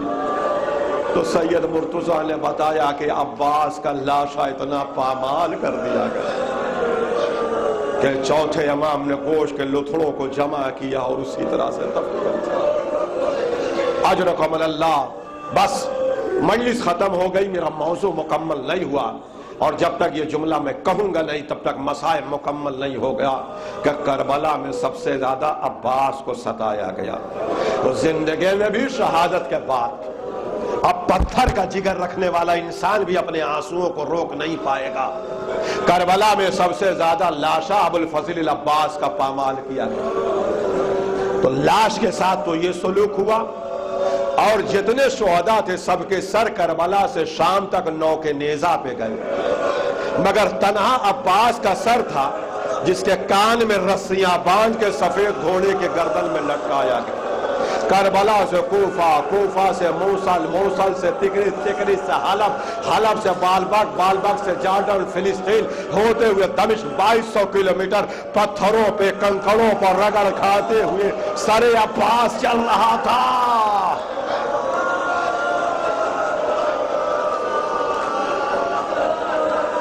عاصم کوفی نے اس مسائل کو لکھا ہے کہ جب اہل بیت رہا ہوئے اور زینب نے مجلس کیا تو سارے سامان جب واپس ہوئے تو اس میں شہداء کے سر بھی واپس ہوئے۔ اب اس کے آگے میں نہیں جانتا، میں 1 منٹ کے مسائل ہے اور ختم ہے۔ آپ جانے، آپ کا گریہ جانے، ایک ایک سر آتا تھا، زینب فریاد کرتے تھے، حسین کے سر پہ زینب روئی، علی اکبر کے سر پہ زینب روئی ہیں، قاسم کے سر پہ زینب روئی ہیں، اور شام کی عورتیں بھی گریہ کر رہی تھیں۔ اتنے میں شام کی عورتوں نے کہا بی بی یہ جو 2 ننھے ننھے سر ہیں کیا ان کی ماں نہیں ہے؟ تو زینب نے کہا ایسا نہ کہو، اس کی ماں میں خود ہوں، مگر مجھے اپنے بیٹوں پہ نہیں رونا ہے، ابھی مجھے اپنے بھائی اور اپنے بھائی کی اولادوں پہ رونا ہے۔ عزاداروں پھٹ جائے گا کلیجہ مصائب کا۔ اتنے میں ایک سر آیا، ایک سر آیا، ایک سر آیا جسے زینب عاصم کوفی کہتے ہیں، اور شیخ جعفر کی خصائص کے دوسری جلد میں بھی اس مصائب کو لکھا ہے کہ زینب اس سر کو پہچان نہ پائی۔ ختم ہو گئی مجلس میں آ رہا ہوں ممبر سے، آدھا منٹ اور مصائب ہے، اتنی دیر تک جتنا آپ روئے ہوں گے وہ ایک جملے پہ روئیں گے۔ ایک سر آیا، تش میں زینب پہچان نہ پائی، غور سے دیکھا، دیکھتی رہی، سر پہچان نہ پائی، اٹھی، زمانے کے امام سجاد کے پاس آئی، بیٹا ایک سر آیا ہے جسے ہم پہچان نہیں پا رہے، چلو زمانے کے امام ہو یا بتاؤ یہ سر کس کا ہے؟ سید سجاد آئے، غور سے دیکھا، چیخ ماری، ارے بوبی اماں یہ غضب ہو گیا، کیا ہوا؟ کہا یہ میرے چچا عباس کا سر ہے، عباس کا سر ہے۔ زینب نے سر کو اٹھایا، گود میں لیا، منہ پہ منہ رکھا، اے میرے غیرت